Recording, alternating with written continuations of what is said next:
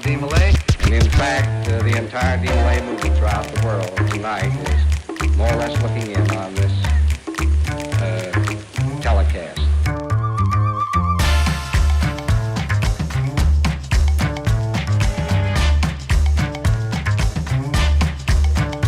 Fala, Sênior! Começando então mais um episódio do Extra Capitular Podcast. Como sempre, na companhia dos meus queridos irmãos Igor Ritter e Paulo Júnior. E hoje aqui pra gente conversar com um sênior de sucesso que vai falar pra gente um pouco da trajetória dele como Demolay, como maçom e principalmente trajetória na vida pessoal e de como essas coisas se encontraram, se cruzaram, né? Mas antes de a gente entrar nesse assunto, eu vou pedir ao meu irmão Paulo Júnior para que fale um pouquinho, faça o jabazito da noite. É isso aí, vamos lá. Sejam bem-vindos mais a um Extra Capitular Podcast, o seu podcast do Sênior Demolay e, é claro, de toda a nação Demolay, né?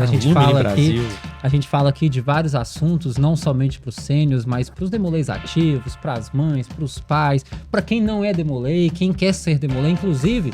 Se você ainda não assistiu, tem vários episódios que a gente fala sobre isso, sobre como ingressar na Ordem Demolay. Nós damos dicas de recrutamento, falamos aqui sobre finanças, falamos aqui sobre filme, sobre série, enfim. Se você ainda não assistiu, pesquise lá no YouTube Extra Capitular Podcast ou @DemolayAlume Brasil, que você vai encontrar todos os episódios das temporadas anteriores. Mas vamos lá, nós estamos aqui nessa estrutura maravilhosa, disponibilizada pelo Estúdio Leste, né, aqui em Belo Horizonte. Se você tem um projeto de podcast, de videoaula, ou se você quer gravar, fazer qualquer tipo de gravação, cobertura externas de evento, também. Externas, gravar ali um podcast na rua, ao vivo também, pode procurar nosso irmão Cadinho, Sênior Demolay, nosso irmão Iraí também. Estão aqui disponíveis para atender você, nosso parceiro Estúdio Leste. E essa logo aqui maravilhosa aparecendo. E vai aparecer o @estúdio.leste aqui embaixo para você seguir lá no Instagram.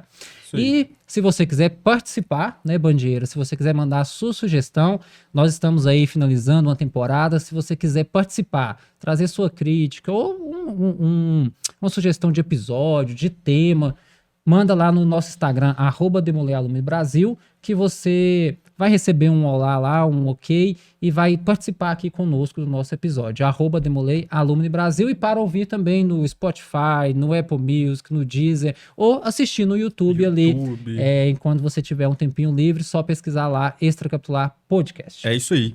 Então, vamos seguir, mesmo que você não seja de BH, vamos dar uma força pro pessoal do Estúdio Leste, seguir eles no Instagram, seguir DemolayAlume Brasil também, se você não segue ainda, isso é um pecado aqui, daqueles mais graves, então vamos seguir lá, mandar sugestões para nós, que são sempre muito bem-vindas. Igor, oi. E aí, como que você tá, meu amigo? Tô bem, eu fiquei sabendo aí que se você não é Demolay, não conhece o Demolay, tá vindo aqui, aí eu fico imaginando, Demolay não é sobre demônio, né? A pessoa pode estar procurando no Google, caiu aqui também, vale para essas pessoas que... Se você procurou demônio, você está no lugar errado. Mas tô bem aqui. Inclusive, nós pedimos aqui... Eu queria que você fizesse a apresentação do convidado antes. Claro, vou fazer a apresentação do nosso convidado. Porque eu já pedi um presentinho aqui para ele trazer. Já vimos pelo presente que tem aqui, que não é qualquer um, né? Então... Não veio qualquer um aqui, velho. Então, hoje nós recebemos aqui no nosso podcast, nosso irmão, tio, maçom também, Vitor Salles, Sênior Demolay, do capítulo Guido Malieri.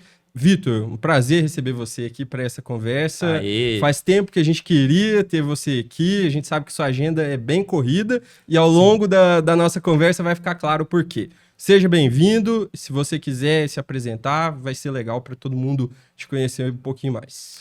Legal. Primeiramente, queria dizer que é uma satisfação muito grande estar aqui, né? Uma honra estar aqui nessa mesa com irmãos que eu costumo conviver há muitos anos, né? Eu estava pensando aqui, enquanto vocês estavam abrindo o programa, que, por exemplo, o PJ eu conheço há pelo menos uns 20 anos já. Né? Então, bastante. A gente já tem muitos projetos junto, muita coisa que a gente já viveu, sorriu, chorou junto, então... Muitas histórias. Muitas histórias. E aí, acho que vai ser um lado legal de contar hoje, porque raramente eu dou entrevista assim, online, né? Tipo, não tem conteúdo meu sobre esse lado, né? porque eu falo e posto pouco sobre Ordem Demolay e maçonaria. Sim. Né? Por nenhum motivo especial, simplesmente porque é uma parte que eu prefiro deixar mais discreta na minha vida, sabe? Mas assim, tem, por exemplo, a foto de quando eu ganhei a Legião de Honra, tem a foto dessa comenda no meu Instagram. Você procurar lá, você vai ver. Mas é uma parte da minha vida que foi fundamental na minha carreira e que eu tenho muito orgulho, então acho que vai ser legal contar. Descubra agora no Extracapitular sobre a vida de Vitor Sati. Ô, Vitor, mas a primeira coisa que você tem que falar para os nossos espectadores ou ouvintes é o seu nome completo. Porque o seu nome completo. Eu ia arriscar, mas vamos gastar no mínimo 5 minutos aqui. Eu acho que vai acabar estourando o podcast. Tempo. Ô, Gustavo, presta atenção na edição para você colocar o nome aqui completo, tá? Tem que ouvir o convidado corretamente. É pra falar mesmo? É pra falar, ué. Gente, é bem grande. É Victor Josué de Camponês dos Gonçalves de Salles e Ferreira. Que isso, Pedro? Dom Pedro. Agora o CPF, por favor. Não, e tem um detalhe interessante. Quando eu me tornei maçom, o Rodrigo, né? O nosso grão-mestre atual da Grande Loja. Sim. Ele propôs a mudança nos diplomas porque o meu nome não cabia. Aí, então, aconteceu a mudança nos diplomas por causa disso. E agora, recentemente, eu peguei o grau 33 do rito escocês e vai acontecer, parece que é a mesma coisa. O layout no caso. Porque o nome ficou esquisito no diploma. Aí eu disse, não, eu acho que a gente vai ter que mudar esse diploma. O pessoal tava me zoando lá no Rio por conta disso, sabe? Eu imagino o cartão de crédito, né? Vitor, J, G, C, várias iniciais. Né? É maravilhoso, é difícil hackear, porque muito difícil, cada um é de um jeito. Nos documentos cabe? Não, né? Só na identidade cabe. Cabe tudo. O resto tem umas letrinhas pontas. O resto é abreviação. Nem no passaporte tem completo. Pois é. Não, eu já conheci uma pessoa que tinha muitas letrinhas, assim, no passaporte. Acho que era de uma família real, assim. Não, a minha, no caso, é de... pobre metida besta. É chique, pô, mas... Exatamente. Povo de manga tem essas coisas. Aliás, eu pedi para apresentar primeiramente, mas a gente pediu pro Vitor trazer um presente. Você trouxe o seu... Ah, é verdade. O que é isso aí, inclusive? Eu acho importante de trazer, porque muitos demolês aí não conhecem. Às vezes entraram há pouco tempo, né? E você é um legionário da Ordem Demolei. Isso. Essa é uma comenda que eu tenho muito orgulho, né? Deixa eu mostrar aqui na câmera aqui. E inclusive, a minha última comenda, né? A última que eu ganhei até então, né? A última honraria. E essa comenda é a mais alta honraria da Ordem Demolei. Ela tem uma lista de critérios grandes aí. E um deles envolve idade, por exemplo. Então, só pode ganhar uma comenda dessa quem tem mais de 35 anos. E ela tem muita relação com sucesso profissional, destaque na vida fora da Ordem Demolei também, e além de trabalhos pela Ordem e tudo mais. Então é uma comenda que eu tenho bastante orgulho, né? É engraçado que tem muitas na Ordem Demolei, mas a comenda Chevalier e essa aqui são algumas que, pro Demolei, né, tem muito impacto. Então, tem bastante orgulho e trouxe ela aqui. Não, e eu acho legal que, eu não sei se você fez pensado isso, né, porque eu também pedi de última hora, só pra falar. Mas hoje a gente conhecer um pouquinho da sua história, ao meu ver, é um pouco de você se mostrar como um representante de um legionário da Ordem Demolei, né? Porque muitos demolês podem se inspirar em você e na sua trajetória, que eu acho que tem, assim, tudo a ver com o que a gente tá vivendo agora e o futuro das carreiras, assim, né? Acho que é muito interessante esse momento e também eu tava falando antes da gente começar, né? O Luigi veio aqui e o Frank Sherman Land, na época, premiava ali presidentes dos Estados Unidos, né? Pessoas de destaque no meio, então ela veio desde cedo, né, como uma comenda de muito destaque, então muito legal o presente, obrigado por ter trazido aqui também, né? Perfeito. Vitor, então vamos começar a nossa conversa, assim, de fato. Eu queria que a gente começasse de fato do começo. Você contasse para nós, você é do interior, é aqui de Belo Horizonte, quando que você conheceu a Ordem de Molay, por que você conheceu, por que você iniciou no Guido Malieri, quando foi isso, e a partir daí a gente desenvolve essa conversa nesse caminho. Beleza. Bom, então eu sou de Manga, tá? Manga é uma cidade que fica no norte de Minas, ali quase divisa com a Bahia, né? Tá ali na margem do São Francisco, né? Uma cidade pequena, mas de muita relevância histórica, porque, por exemplo, ali ao lado, no município de Matias Cardoso, que há pouco tempo pertencia a Manga, né? Tem a igreja mais antiga do estado. Porque, para quem não sabe, né, o Brasil começou a ser colonizado por Salvador. E aí era muito comum o pessoal vir descendo, né, para os sertões. Buscando pastagem, fazendo passagem, etc. E ali em Manga a gente fica brincando, né, que o pessoal de Manga é baiano cansado, né? Então o pessoal parou ali, viu que era um lugar bom para poder ficar. E essa igreja é um marco que tem lá. Até pouco tempo isso aconteceu, não sei se continua acontecendo, mas tem um dia no estado de Minas Gerais em que a capital passa simbolicamente a ser Matias Cardoso por conta desse marco. Entendi. Sabe? Então, assim, é um município pequeno, né, mas com uma relevância histórica interessante. A família do meu pai é de lá, né? A minha mãe é daqui, de BH. E eu morei lá até os 10 anos de idade. E ali, quando eu estava com 10 anos de idade, meus pais estavam muito, muito preocupados com os estudos do meu irmão, né? Que eu tenho um irmão mais velho, que também é de Molay, iniciou junto comigo. E ele estava ali na 8ª série, né? Hoje mudou tudo, né? Então, assim...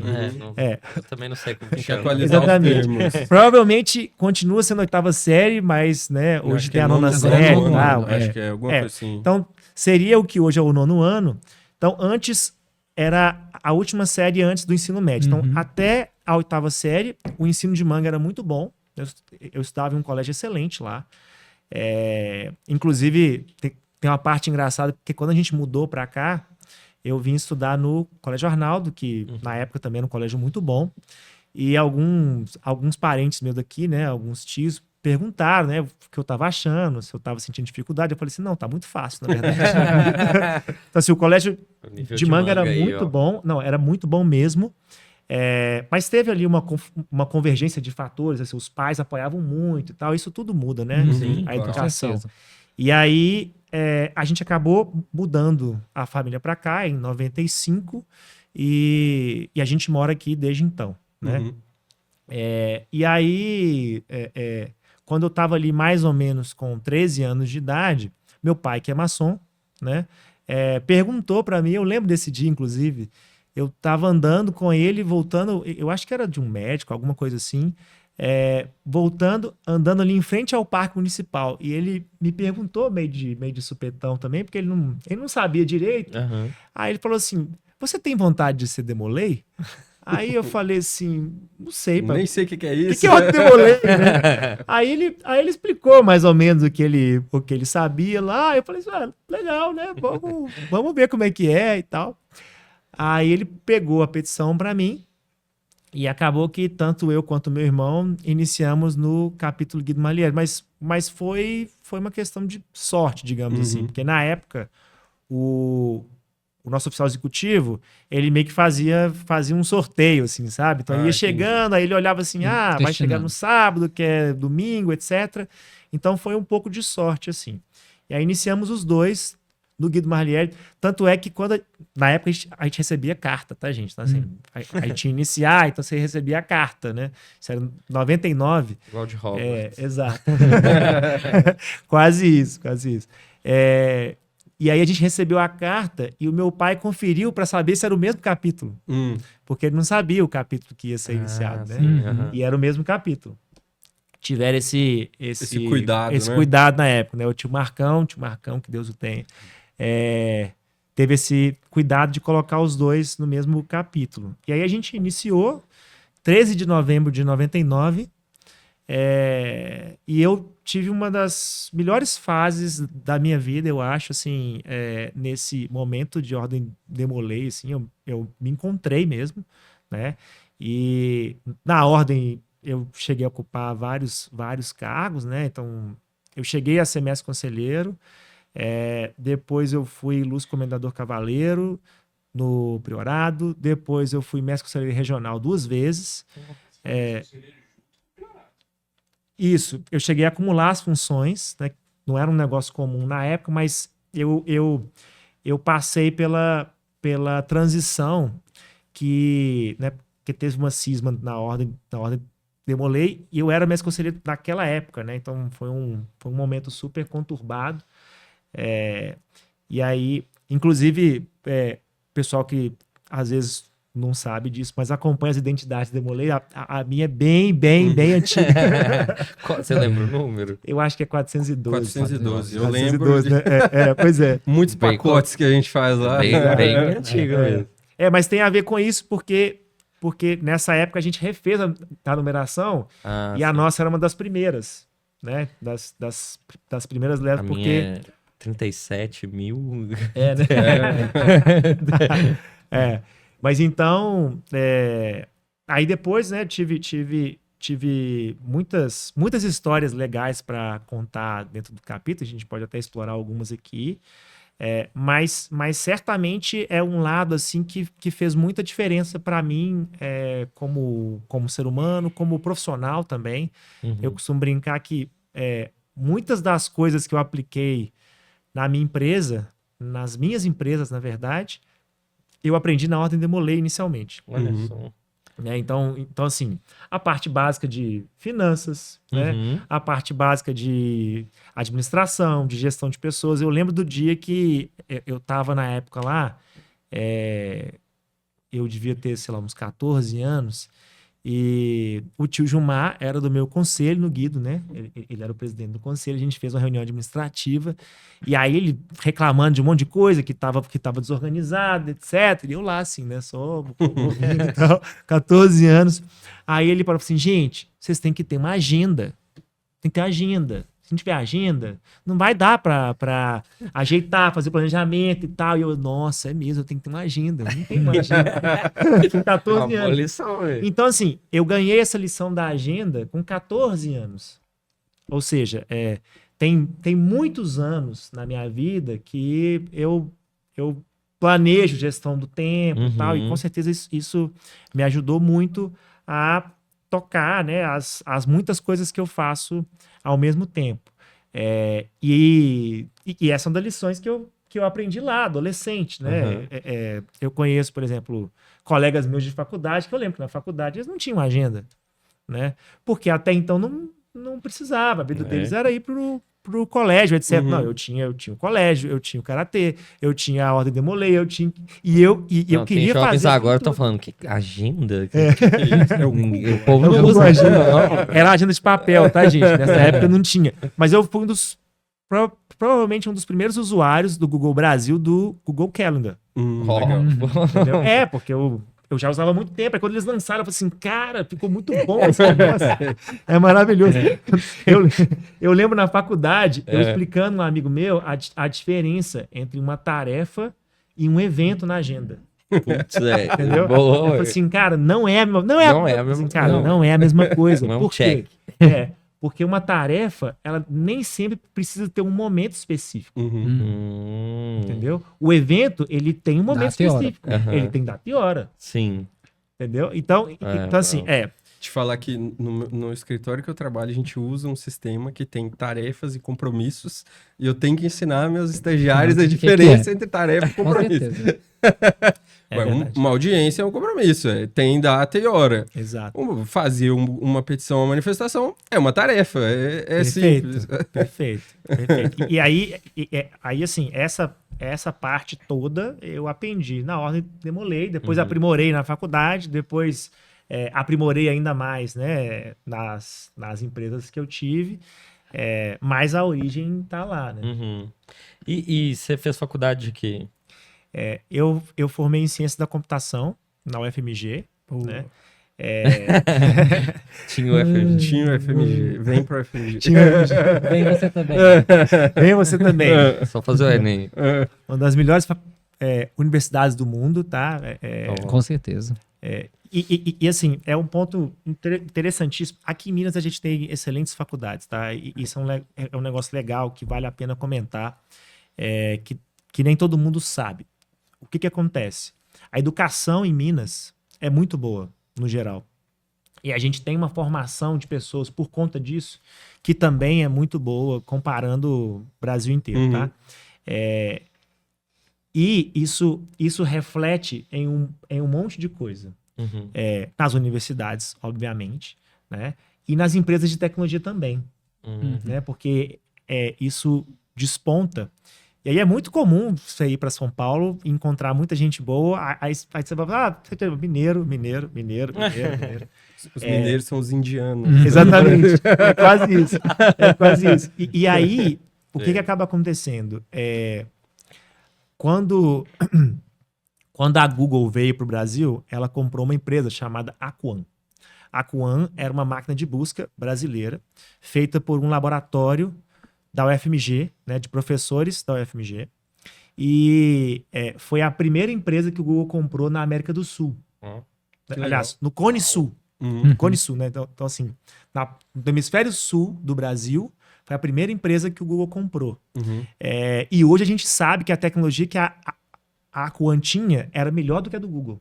Mesmo? Na época, Hoje a gente sabe. E até hoje, o escritório do Google Brasil, então é por isso que o escritório de engenharia do Google fica em BH, não fica em São Paulo.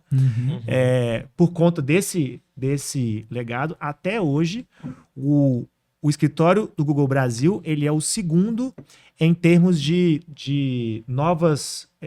de fazer o desenvolvimento de novas funcionalidades para a máquina de busca do Google, que até hoje ainda é a máquina mais complexa que o ser humano já criou. Tá? A busca do Google. A busca do Google, E hoje ele é o segundo escritório de maior impacto na máquina. Nossa. Ele só perde pro de Palo Alto, que é o dos Estados Unidos, né? No que é para mundo onde? É o segundo? É o segundo. Que isso, doido. gente? É o Não sabia segundo. disso. É impressionante. E isso é reflexo desse negócio que eu tô falando. E assim, tem vários outros cases que mostram essa parte, mas eu acho que o ponto-chave existe sim algo na educação mineira que faz com que você tenha formação intelectual muito forte. Né? E felizmente, um dos legados que a UFMG traz, porque ela também converge. Né? Então, a grande vantagem da UFMG é que ela converge muita gente boa naquele ambiente. Né? Então, quando você cria esse imã de atração, obviamente você consegue se aproveitar boas. disso. E aí, eu encurtando um pouco a história, tá? Eu decidi fazer computação quando eu estava na 6ª série. Por quê? Na época, eu mexia com um comunicador, é como se fosse um bate-papo do UOL, sabe? Que chama IRC. Hoje em dia ainda é usado, mas ele é menos usado. O IRC. O IRC, exatamente. Então, assim, na época, eu passava tardes ali conversando com o pessoal. Então, eu tinha 11 anos de idade, conversando com um monte de gente de 35 anos de idade. Naquela época não tinha esse perigo que tem hoje, não.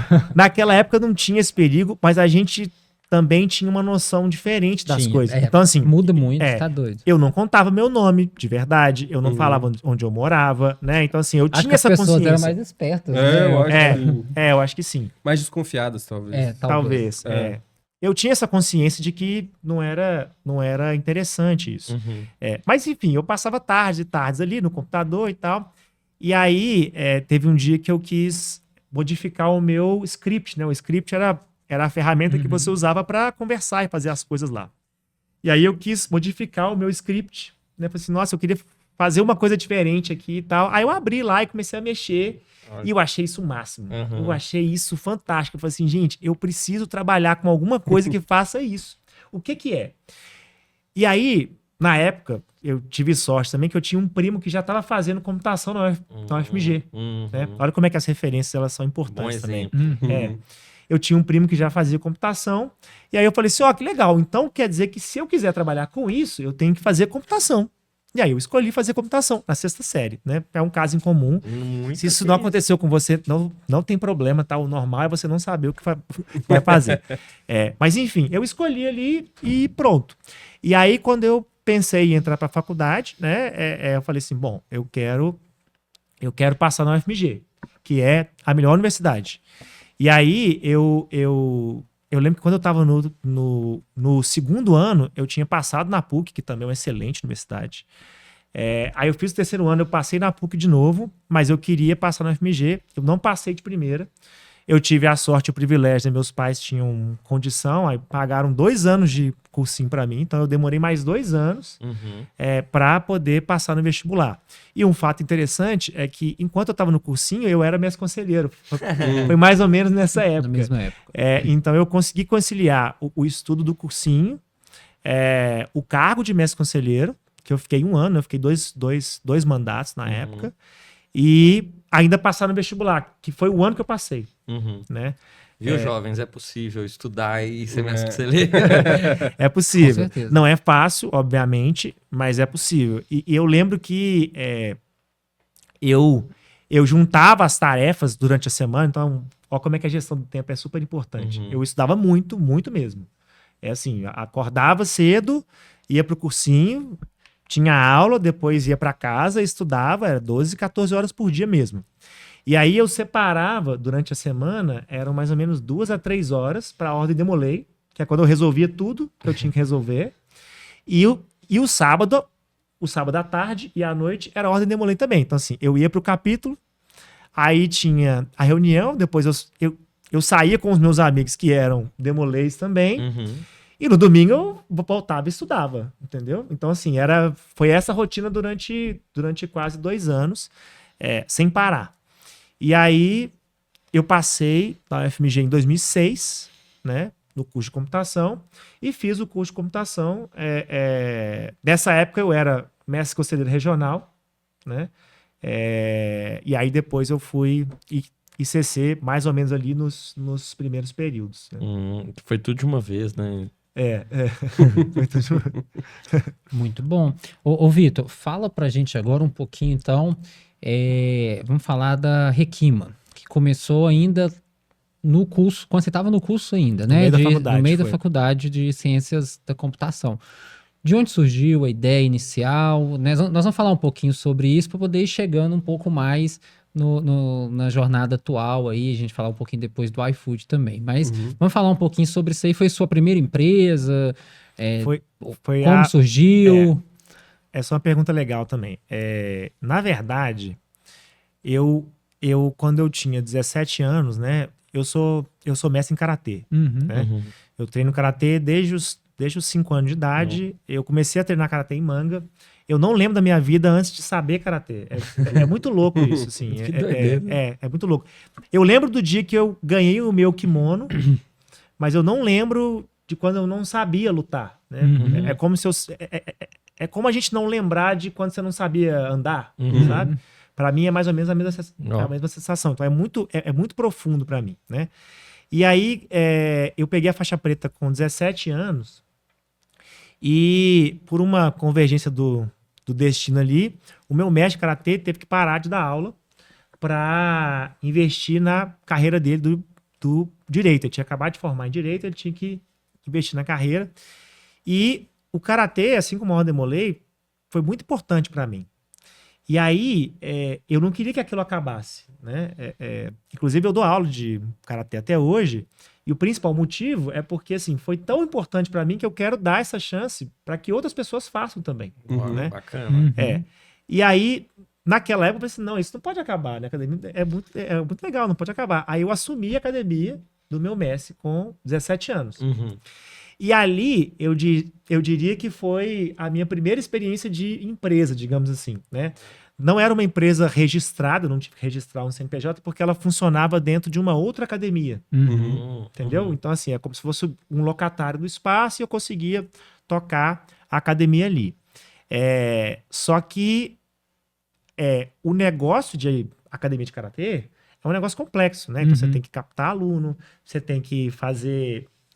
Você tem que dar aula, não é qualquer um que dá aula, né? Porque você tem que ter uma qualificação grande para fazer aquilo. Então, assim, é um negócio difícil de manter e eu aprendi muito ali. De novo, né? Foi a primeira vez que eu apliquei, na verdade, os primeiros conhecimentos de gestão capitular que eu tinha aprendido, né? Ali. No negócio do karatê. Exatamente. No negócio academia de karatê. Então, eu diria que a academia de karatê foi minha primeira empresa, na verdade. Né? Apesar de não ter sido formal. Tem que pôr no LinkedIn. Então. Mas tem, assim, é engraçado. De vez em quando o pessoal brinca com isso, porque tem no meu LinkedIn mestre em karatê. Sim. E tem gente que não entende. Mas eu deixo lá, porque assim, falo, olha, essa é de fato a minha primeira experiência profissional. Sim. Entendeu? E assim, durante um tempo, os meus alunos passaram a me cobrar. Pô, por que não tem karatê no seu LinkedIn? Aí tem gente que às vezes lê e acha estranho. Hoje eu acho graça e deixo lá de propósito. Mas tem a ver com isso, sabe? E aí, o que acontece? Depois eu tive uma outra experiência de abrir uma empresa com meu pai, que foi uma pousada em Manga. Essa pousada era, na verdade, a nossa casa, né? Então, assim, quem já morou no interior sabe que casa de interior é aquela casa grande, né? Então, assim, a nossa casa lá eram 3 andares, 10 suítes, uma coisa absurda. Um exagero. E a gente já não morava lá desde 95, né? E meu pai tava com muito problema, assim, tentando alugar a casa e não conseguia. Aí, quando alugava, dava um monte de problema, etc.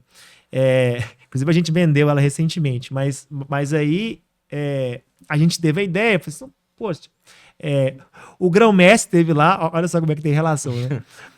O grão-mestre foi em Manga, na época era o Antônio José, e a gente fez uma comitiva e foi acompanhar ele teve lá em Manga, e ele não tinha um hotel decente para ficar em Manga, né? Hoje melhorou um pouco mais, tem outras opções, mas na época não tinha um hotel, um lugar. Era assim, uma coisa horrível. Aí ele descrevendo, meu pai assim, como é que Manga não tem um hotel até hoje e tal, não sei o quê. E aí... Mas não é exclusividade de Manga, não. Não, pois A gente viaja muito, cada lugar. Sabe, né? Cada buraco. Mas aí meu pai falou assim, nossa, como é que Manga não tem um hotel e tal? E aí ele falou assim, pai, por que não transforma a nossa casa num hotel, né? Tá aí com esse problema, não consegue alugar? Tá aí. Bom, aí assim...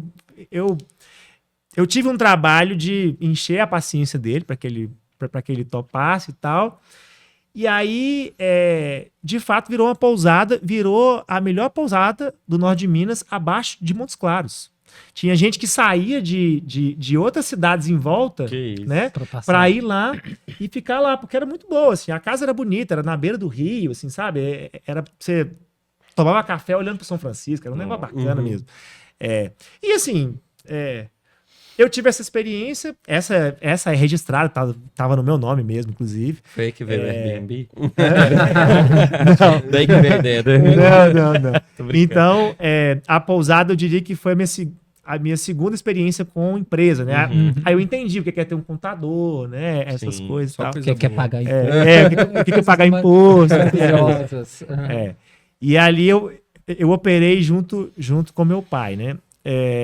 Mas durante a faculdade, então assim, eu tive a experiência de trabalhar com empresa júnior, que é uma experiência super legal, tá? Recomendo para todo mundo que tiver oportunidade, que é basicamente uma empresa que é formada por alunos, mas ela funciona como uma empresa mesmo. Então, assim, ela tem cliente, ela tem registro, emite nota fiscal, tem contador. Então, assim, você faz recrutamento. Então, por exemplo, foi na empresa júnior que eu aprendi a fazer recrutamento. Então, eu tive um treinamento com uma outra empresa júnior de RH, como é que faz um recrutamento, né? Então, você foi pegando algumas experiências ali. E aí, essa experiência de empresa júnior foi muito legal para mim, né? Foi super interessante, foi marcante. Nessa época, eu lembro inclusive, que eu era mestre conselheiro regional, né? E a gente estava discutindo sobre próximas candidaturas. Inclusive, o PJ estava nessa reunião. Eu conheci o PJ nessa reunião em que a gente estava discutindo e tinha gente que queria que eu fosse o candidato. E eu falei assim, olha, para mim não dá, porque eu tô com outros projetos na faculdade e tal. Então, assim, eu já estava com a empresa júnior, né? Rodando.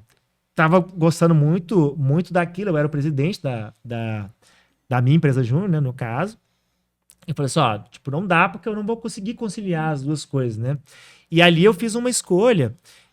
Acabou que o Bruno Araújo virou o nosso candidato. A gente convergiu, olha, ó, beleza, então o candidato vai ser o Bruno e tal. E ele virou o mestre conselheiro estadual na época. E pensando em retrospectiva, é bem interessante, o Anderson Calais participou dessa decisão, né? Porque eu tive essa conversa com ele na época. E eu lembro que eu fiz essa escolha. Eu falei assim, olha, eu tô com algumas oportunidades aqui na universidade que são muito únicas desse momento que eu tô vivendo. Então, assim, seria maravilhoso eu ser mestre conselheiro estadual, assim, é uma honra que eu acho que, né, poucos têm a oportunidade de ser, eu tive a oportunidade, mas eu sabia também que se eu perdesse o outro lado, eu não ia me perdoar. E aí eu abri mão e 6 meses depois eu abri a Requima com os meus sócios. Né? Então a história é mais ou menos o seguinte, eu achei esse negócio de empresa júnior muito legal. Falei, cara, isso aqui é muito legal, né? E na época eu tava, assim, conversando com o meu irmão que é 5 anos mais velho que eu, também fez computação, né? E ele tava num momento da carreira que é muito comum na carreira, assim, falando assim, eu já sou sênior, eu não sei se eu quero virar gerente, porque tem ali uma função gerencial que eles querem que eu assuma, eu não sei se é isso que eu quero. Ao mesmo tempo, eu tô numa posição que é mais difícil eu ter um aumento salarial, porque as empresas que eu tô valorizam as posições de liderança, etc. E aí eu comecei a ver que eu ia chegar naquele conflito. Então, assim, eu me enxerguei em 5 anos. Né? Aí eu pensei assim, como é que eu faço para eu fazer isso aqui que eu tô fazendo hoje na empresa júnior mais rápido? E aí eu comecei a conversar com os meus colegas e falei assim, gente, vamos montar uma empresa, né? A gente mesmo faz. Exatamente. Vamos fazer. Pô, o pessoal aqui, ó, do departamento montou a Acuan tem alguns anos, entendeu? Vamos fazer alguma coisa, vamos mudar o mundo. E aí, sim, começou meio que com esse sonho meio adolescente, assim, e tal. E a gente veio conversando. Eu tinha um grupo de colegas que era muito, muito unido e muito bom de serviço. Todo mundo excelente, né? Então, é aquele lance da convergência, né? Então, assim, todo mundo veio de famílias muito boas, de escolas muito boas, era muito dedicado, etc. Então, o nosso grupo convergiu ali, né? Num grupo muito, muito forte, né? Para a área que a gente estava fazendo. E aí a gente começando a conversar e tal, uma sócia minha, né? Que era minha colega de sala, a Carol Bigonha, virou e falou assim, olha, tem um amigo do meu pai que é um cara, assim, fenomenal na nossa área, né? Sumidade e tal. A gente podia conversar com ele. Quem que é esse cara? Ele era o CEO da Acuan. A Acuan foi a empresa que o Google comprou, né? Que eu comentei anteriormente. Que era seu benchmark. Que era, tipo assim, case no Brasil, etc., até hoje. E aí, eu falei assim, beleza, né? Vamos. Aí você bate o nome dele no Google, assim, né? Aí aparece o currículo do cara. Uma coisa absurda. Então, esse cara era o Ivan Moura Campos. O Ivan ele tinha sido o primeiro chefe do departamento de ciência da computação da UFMG, né? Ele é PhD em ciência da computação. Ele já tinha sido, nessa época, né? Secretário de ciência e tecnologia estadual e federal. Né? Então, o Ivan que estava à frente do CNPq quando a internet comercial foi lançada no Brasil, entendeu? Então, para ter uma ideia de quem é esse cara, a gente fala sobre banda larga, ele que escolheu o termo. É mesmo? Então assim, a gente fala banda larga porque ele assim, tem que ser banda larga e tal. Ele é esse cara.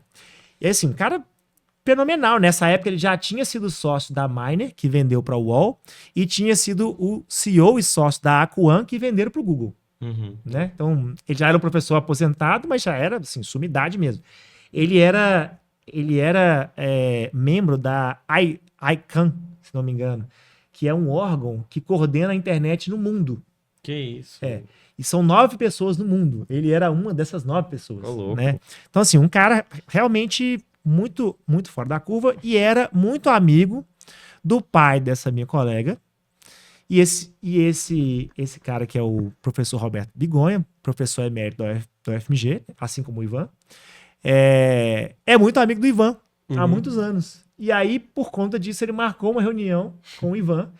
E aí o Ivan fez uma reunião com a gente, assim, uma tarde, né? Ele separou uma tarde, preparou uma apresentação pra gente.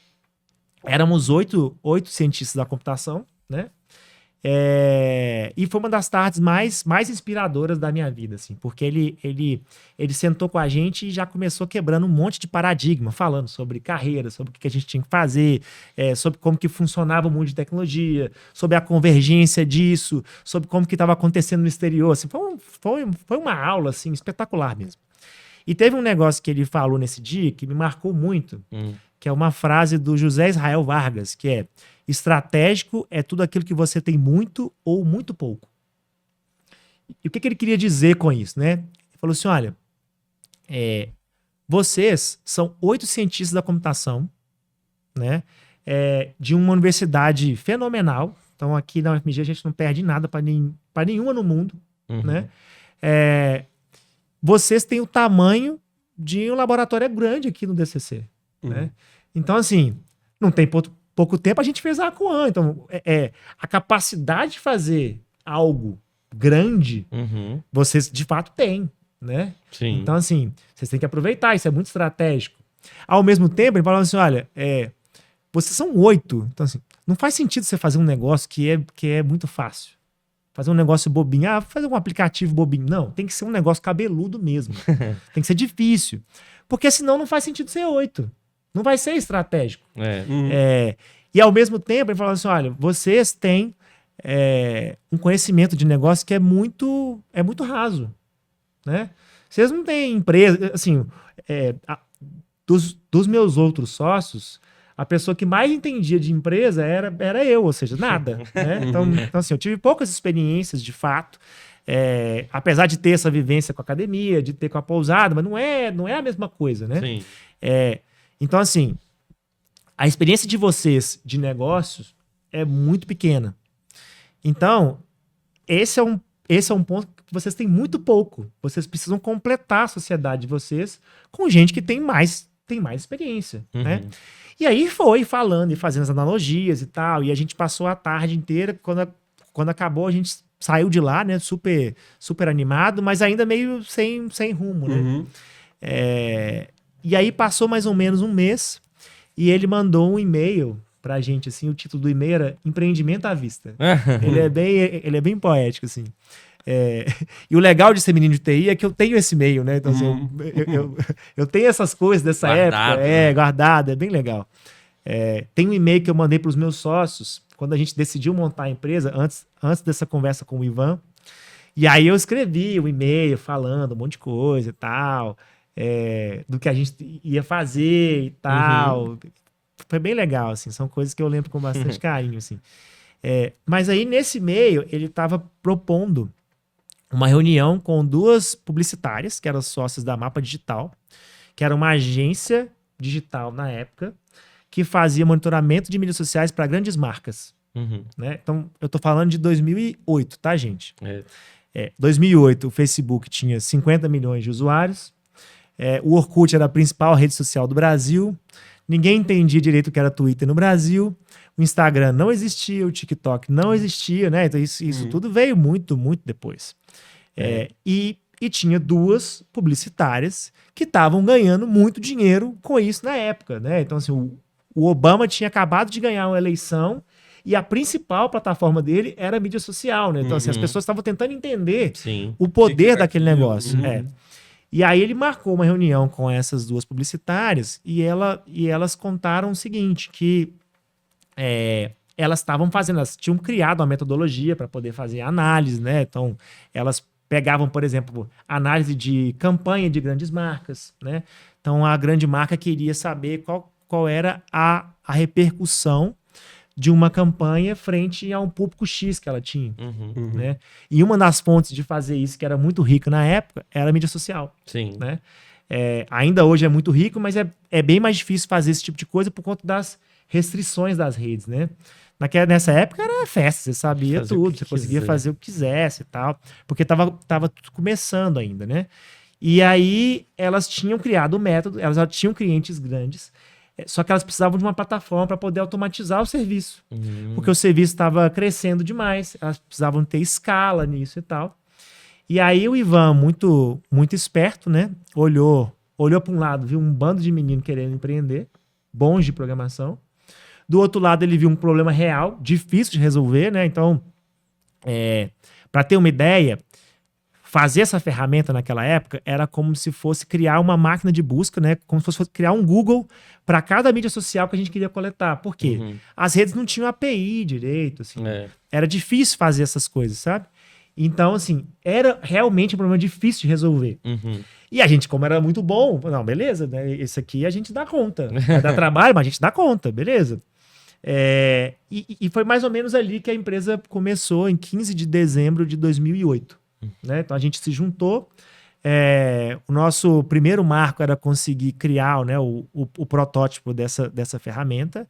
Aí passamos programando igual, maluco, daí até fevereiro. Eu lembro que programando no Réveillon, no Natal, entendeu? Eu acordava, programava, comia, programava, entendeu? E dormia. Era só isso que eu fazia durante 2 meses. Sério. Foi... E aí, assim, foi uma loucura. E foi daquelas loucuras, assim, todo mundo, todos os meus sócios tiveram algum problema. Um teve que começar a usar óculos, né, porque forçou demais a vista. Eu tive problema no ombro, então eu aprendi a usar o mouse no braço esquerdo por causa disso, porque eu tive alguma coisa no ombro. Que isso? Foi. Alguma coisa que eu tive lá. Ela é mesmo. Não, esforço excessivo. Né? Você ficar programando 16 horas por dia, entendeu? Não dá. Mas é aquela coisa que você tá tão imerso no projeto que não é nem só uma Perde necessidade, noção, é uma às necessidade vezes, de né? você mesmo, né? Não conseguiria fazer outra coisa, talvez. Sim. E é das coisas que eu acho que é importante dizer, assim, né? Hoje, nessa época, ninguém falava direito sobre startup no Brasil. Né? Nem conhecia o termo direito. No Brasil não, era uma coisa muito, muito incipiente e tal. Mas assim, um ponto chave é que criar uma startup exige um nível de energia que as pessoas não estão habituadas. Entendeu? É diferente, assim, criar uma empresa do zero exige um nível de energia. Criar uma startup, né, que vai ter sucesso, às vezes é 10 vezes a energia. Então, é algo que também, se não tivesse sido desse jeito, não teria dado certo. Entendi. Né? É um pouco do preço do sonho, né? Essa parte é super importante. Então, assim, a gente tem um sonho, mas os sonhos, eles têm um preço, né? Então, eu contei 2 que eu tive que pagar. Eu tive que abdicar. Eu tive a oportunidade de ser mestre conselheiro estadual da Ordem Molei, e o que eu tive que dizer não. Né? Falei, olha, não dá pra mim e tal. Fazer outra coisa. Eu vou fazer outra coisa. E a outra coisa eu tive que dedicar, por exemplo, nesses 2 meses, e depois nos próximos 5 anos, tá? Eu passei 5 anos sem tirar férias, tá? Não acho isso que é uma coisa saudável, não recomendo, tá? Mas é a realidade, porque eu não teria conseguido fazer se não fosse assim, né? E às vezes eu falo assim, tirar férias. Não, eu passei pelo menos os primeiros 3 anos trabalhando todos os dias. Todos os dias? Todos os dias. Sábado, domingo, feriado, Natal, Réveillon, todos os dias. Porque tinha uma demanda gigante e a gente tinha que resolver. Né? Então, assim, a gente viveu um pouco dessa jornada ali da Requima. Né? Eu posso até adiantar e falar um pouco dessa história resumidamente. Né? Basicamente, depois disso, a gente começou a atender uma série de clientes. Aí a gente teve ali uma oportunidade de pegar nossa ferramenta, que inicialmente só era usada pela Mapa Digital, e fazer com que ela fosse utilizada para outras agências. né? Seria só uma dúvida, que eu trabalho com agência, seria tipo uma busca por tipo influenciadores, ver o volume deles, a opinião dos usuários que seguem eles? É um pouco disso, mas na época a gente não tinha tão forte essa parte de influenciador. Então, era uma busca por palavra-chave. Eu lembro de uma época da Requiem, assim, por alto, eu acho que foi Copa do Mundo, que vocês faziam uns posts bem legais, falando o que o pessoal tava comentando sobre o jogo tal do Brasil contra tal. É tipo isso, né? Eu trabalhei em algumas agências também que a gente usava algumas ferramentas assim de palavra-chave, você cadastra a palavra-chave e vê o que as pessoas estão falando de positivo ou negativo em relação às tags, né, que você coloca, né, basicamente. Então, um exemplo que eu gosto de contar é, por exemplo, se você tem uma marca como a Coca-Cola, né? A Coca-Cola é uma marca gigantesca, então qualquer coisa que a Coca-Cola faz repercute muito. Nas redes. E às vezes ela quer saber, olha, eu fiz uma campanha X, eu tô tentando pegar o público que é jovem, que tem de tanto a tantos anos, etc. Eu quero saber a repercussão dessa campanha nesse público. O que eles estão falando sobre ela? E aí você coleta isso, aí tem um analista que analisa isso tudo. Esse analista, ele faz um relatório, e esse relatório é montado em cima de uma apresentação que é enviado para Coca-Cola. Então, o fluxo de trabalho inicial da Zap, né, que era depois virou a empresa, né, então ela começou com o nome de BuzzMap, aí virou Zap, que era o nome da ferramenta, que quando a gente passou a oferecer esse serviço para outras agências, falou assim, olha, vamos escalar um pouco mais, a gente vai abrir a oportunidade para que outras agências façam o relatório. A gente não precisa fazer todos os relatórios. Aí a gente escalou um pouco mais, a gente chegou a ter 200 agências usando a ferramenta, né? Era uma das primeiras do Brasil, então assim, era uma novidade, né? Tipo, não tinha tanta concorrência assim. Aí nessa época que a gente abriu bastante, a gente acabou encontrando um grupo gaúcho que quis comprar a empresa. Olha só. Né? Isso foi um marco interessante, porque até então a gente fica vendo assim... eu tô trabalhando muito assim, mas você não tem noção, né, do impacto daquilo e tal. Então, quando chega alguém e coloca alguns milhões de reais na mesa e fala assim, cara, eu quero comprar isso que você tá fazendo. Parece que deu certo. Mas nossa, esse negócio é sério mesmo. Nossa. Né? E a gente tinha começado isso no meio da faculdade. Então, assim, nessa época, a gente tava formando, tinha acabado de formar, né? Então, foi um negócio que impactou. Aí, a gente negociou durante 9 meses para poder vender a empresa.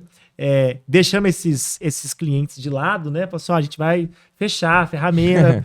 Eu lembro de algumas agências, não, pelo amor de Deus, eu tenho um trabalho, deixa só até o final do mês e tal. Não, beleza, a gente vai estender um pouquinho. Depois eu vou ter que fechar, se procura outra ferramenta e tal. Aí acabou que a gente não vendeu a empresa, porque a empresa que esse grupo queria fazer era diferente da empresa que a gente queria fazer. E quando você constrói uma ferramenta desse tipo, com esse nível de complexidade, o que acontece? A pessoa, ela compra o produto e o time também, porque é muito difícil transferir o conhecimento, né? Então, demora muitos anos. Quem vai fazer rodar, né? Exato. Então, assim, para nós ficou muito claro que, assim, putz, eu vou ter que ficar 5 anos nessa empresa que não tem nada a ver com o que a gente quer, etc. Não vai rolar. Aí a gente desistiu de vender a empresa. E aí foi um negócio, nossa, foi um momento super, super difícil, porque a gente tinha fechado, a gente tinha 200 potenciais clientes, agora a gente não tinha mais nada. Nossa. E aí, milhões... exatamente, não tinha nada, mas assim, nossa, que tristeza. Eu lembro que teve mais ou menos nessa época, isso era março de 2013, era aniversário de 2 dos meus sócios, eles fazem aniversário no mesmo dia, né? E aí a gente tava assim, aquele clima de velório na empresa, né? Aí chega a mãe de um dos meus sócios e prepara uma peça surpresa pra ele, a gente não sabia. E a gente não queria contar pra ela. Então, assim, eu tenho a foto dele com um chapeuzinho assim, cara, uma muito cara engraçado. Uma cara azeda, sabe? Ele é azedo, assim, então. De verdade. E aí pra nós também começou a ficar divertido. Canta parabéns, canta pra não chorar. E aí, assim, são esses momentos que você vai lembrando. A graça de ter sócio é que passa os momentos ruins. Junto. Junto, pelo menos. A gente tava Nem que junto. seja pra rir um da cara do outro, mas tá lá. Exatamente. Na alegria e você- da tristeza. É igual casamento. Casamento. É igual casamento. Já que você falou dessa parte aí de venda e tal, vamos falar um pouquinho do iFood, então, que aí é uns anos um pouquinho mais pra frente, né? Mas, né, como é que foi essa experiência com o iFood, né? A Requima, como chegou no iFood, Legal. de onde Qual foi o surgiu, caminho, qual né? foi o caminho? Legal. Bom, então, depois dessa experiência, a gente acabou recebendo investimento da FIR Capital, né? A FIR Capital é um fundo de investimento aqui de BH. Eles eram muito próximos do Ivan e é engraçado que eles comentaram com a gente depois assim, gente, a gente não entendia nada do que vocês faziam. Nada, não entendia nada. Mas eu olhava pro Ivan e eu olhava pro jeito que ele olhava pra vocês, mas esses caras estão fazendo um negócio muito bom. grande e tal, a gente tem que estar. E aí a gente eles fizeram investimento, a gente voltou pro mercado. Nessa época que a gente voltou pro mercado, começou a Copa das Confederações. Uhum. E aí essas manifestações na rua, a gente começou a monitorar isso. Não A vai gente, ter Copa. a gente tinha tecnologia, né? Porque assim, o nosso primeiro modelo de inteligência artificial, ele foi criado em 2009, né? Dentro da ferramenta. Então, a jornada para virar especialista nessa área teve muito a ver com a construção do nosso produto, Uhum. né? Porque inicialmente a gente queria otimizar o tempo do analista. Esse analista que gasta tempo fazendo relatório, é um tempo muito, muito caro. Como é que eu Sim. faço para ele melhorar? Então a gente criou alguns modelos ali para fazer isso e veio criando na ferramenta. Quando estourou a Copa das Confederações e as manifestações, tudo isso era feito, né? Eram multidões na rua, 60 mil pessoas na rua, etc. Em movimentos orgânicos feitos em mídia social, né? Então o pessoal combinava na mídia social. E a gente tinha uma ferramenta que conseguia ler isso tudo com uma inteligência fantástica. O governo não entendia o que estava acontecendo, a imprensa não entendia o que estava acontecendo, e a gente entendia em tempo real, entendeu? Aí eu falei, cara, isso tem muito valor. Muito, que Tem isso. muito valor. Aí a gente se preparou, né, para poder participar do projeto da Copa do Mundo. Aí vendemos esse projeto para o governo, né? Então a gente participou do projeto de segurança nacional da Copa do Mundo em 2014. Foi a época que eu mais trabalhei na minha vida. Nossa. Disparado, 50 dias, assim, fazendo plantão dia sim, dia não, uma loucura mesmo. E eu achei engraçado que a tecnologia que antes era para as marcas, para fazer uma coisa de pesquisa de mercado, foi para uma análise governamental de Segurança. segurança. É, Muito bizarro, mas assim, que a tecnologia era útil para os dois pontos, né? exatamente. Vocês estavam no momento certo ali. Exatamente. Então a gente teve essa sorte e tal. Então, assim, aí a gente fez esse projeto, que foi um projeto fantástico, assim, mudou de fato a história da Requima. Eu lembro que no final, o ministro Thomas Traumann, que era o ministro de comunicação, ele mandou um e-mail pra gente, né? Então, assim, eu tenho esse e-mail também. Que ele falava assim: olha, a gente contratou um monte de empresa para fazer o que vocês faziam, né? O governo, né? Você estava desesperado, né? Mas vocês foram a única empresa que conseguia ir além dos dados. Então, muito, muito do sucesso do que a gente fez teve a ver com as análises que vocês mandaram. Então, assim, a gente montou uma equipe 24/7, eram três equipes mandando coisa. E era uma pressão muito grande, né? Porque eu tinha que decidir coisas, né? Assim, sugerir ao governo assim, beleza, o exército tem que ir pra rua, tem que cancelar esse jogo do Brasil. Coisa fácil. Não, era um negócio assim, de muita, muita pressão. Que isso. Metade dos meus cabelos brancos eu ganhei lá. E aí, o que aconteceu? Quando a gente passou por esse projeto, a gente viveu um cenário que era assim, a gente não sabe mais o que a gente está fazendo. A gente começou mexendo com mídia social para marcas e agora a gente está fazendo um negócio que é muito diferente.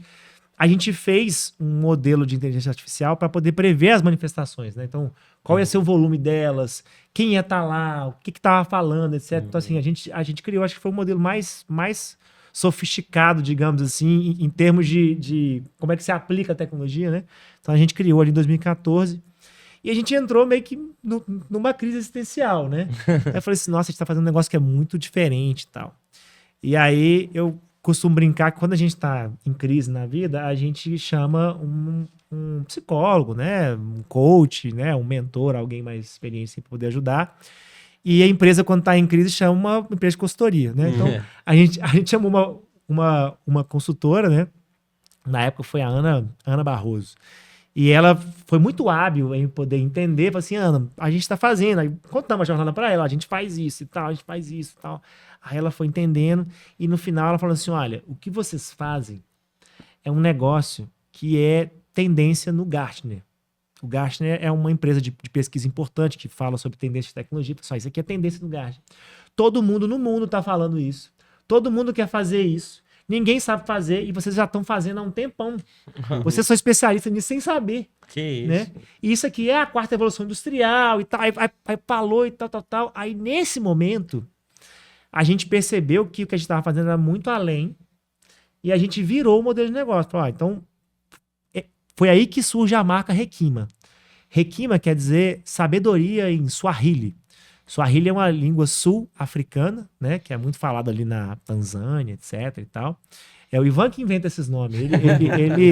Ele fala que não tem como criar nome legal em português e inglês, que está tudo tomado. Aí, então, justo. Ele que inventou Akuan. Akuan quer dizer ligeiro em Tupi-Guarani. Olha, Akuan. E aí, então assim, a gente criou a marca Hekima e a ideia, Hekima tinha uma ideia de que a gente ia trazer a sabedoria dos dados para as grandes empresas, né?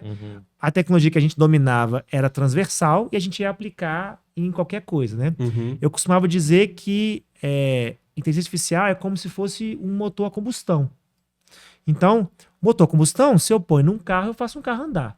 Se eu ponho no avião, eu faço o avião voar. Se eu ponho numa bomba hidráulica, eu tiro água do chão.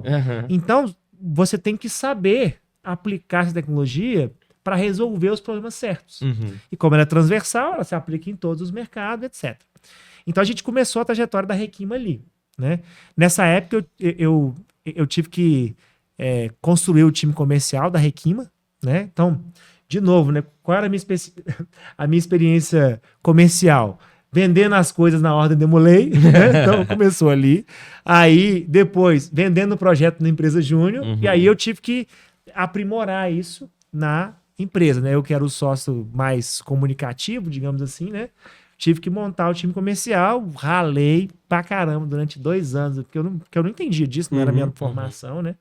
Mas depois fiquei bom nisso, montamos o time comercial, esse time cresceu, começou a vender muito projeto e tal. E aí nessa época eu saí do time comercial porque o financeiro apertou, aí eu fui ajudar no financeiro, aí depois a gente vendeu muito projeto, estava apertado, aí eu voltei pro time de soluções.